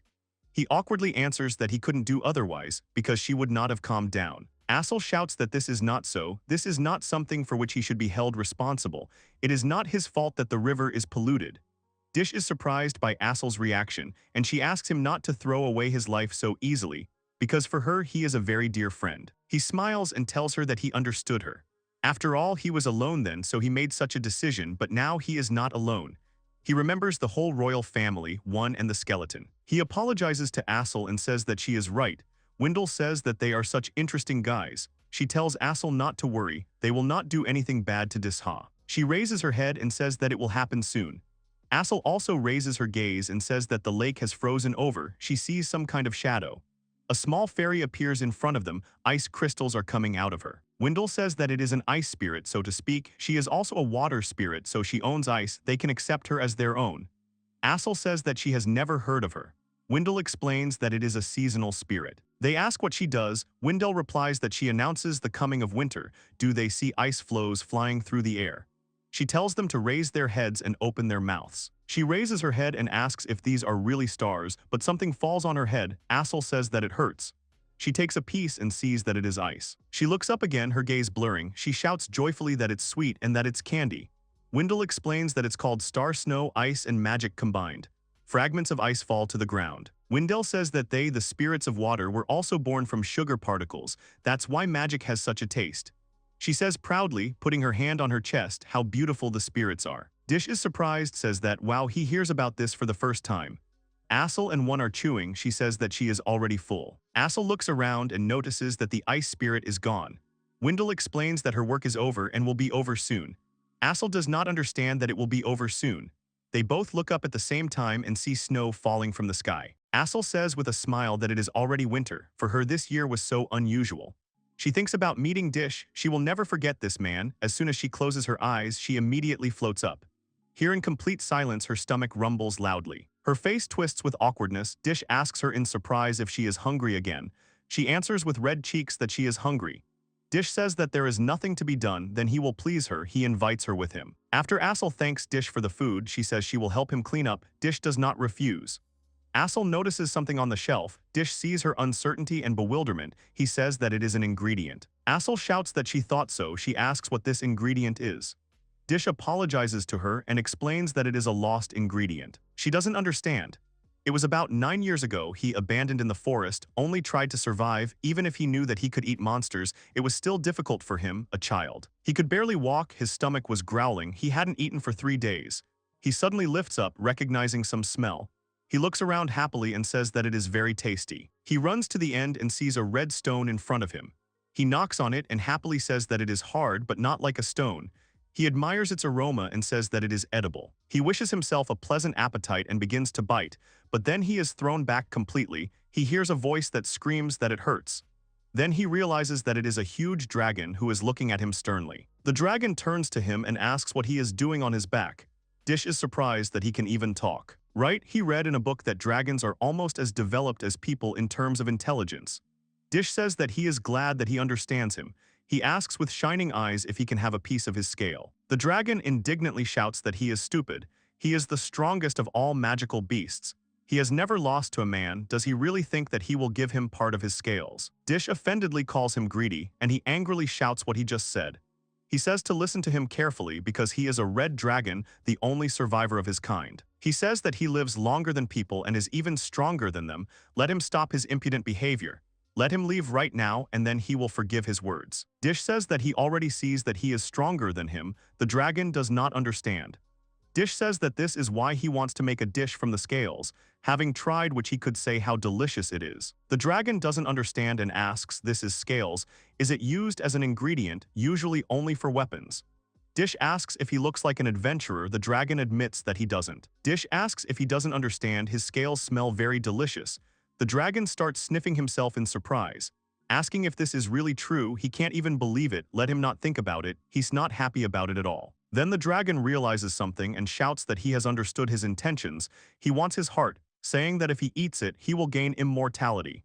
Dish thinks about this and asks if it is really tasty. The dragon replies that this is not so, because he understands that he does not know because he has not tried, and he will die if he takes his heart. Dish says he is interested. The dragon is surprised by his words. Dish says that now he wants his scale but not his heart. The dragon honestly admits that he is in shock. The dragon looks away and tells Dish that he can have a piece. The dragon says that he has developed a slight interest in his cooking. Dish approaches the scales and opens his mouth with great appetite. The dragon screams loudly and long. He says that he is not yet mentally prepared, and he asks him to get ready faster because he is hungry. The dragon thinks to himself, what kind of a child is this? Does he even realize what he is doing? Dish replies that of course he realizes he is Dish after all. The dragon shouts at him to be careful and be gentle. Dish replies that he knows it. The dragon shouts that it hurts and he asks why he shouted so much, and the dragon tells him to shut up. It all happened because of him. Dish tears off a scale for him about 3. The dragon even cries. Dish says that the scales are lighter than he thought. Although there are so many different layers, he sniffs and admires the smell. It will definitely turn out delicious. The dragon watches them and Dish begins to clean the scales. He says that he seems to have removed the crust. The dragon says that he is quite good with a knife and will not think that these are the movements of a child. He asks if he really learned from someone. Dish replies that he did it a little when he worked in cooking and then he did it himself. The dragon asks if that is really his skill. He replies that it is not so, he does not have such a skill. Dish says that they are called zeros. The dragon says that he is surprised that he can cook without any skill. Dish says that the good thing about cooking is that you don't need any skill.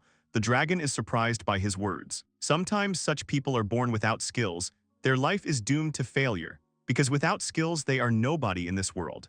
There are even cases when a mother kills a baby in order to free herself from the burden and thereby also the child from suffering. He doesn't understand who this kid is who is standing in front of him now. He is so cheerful.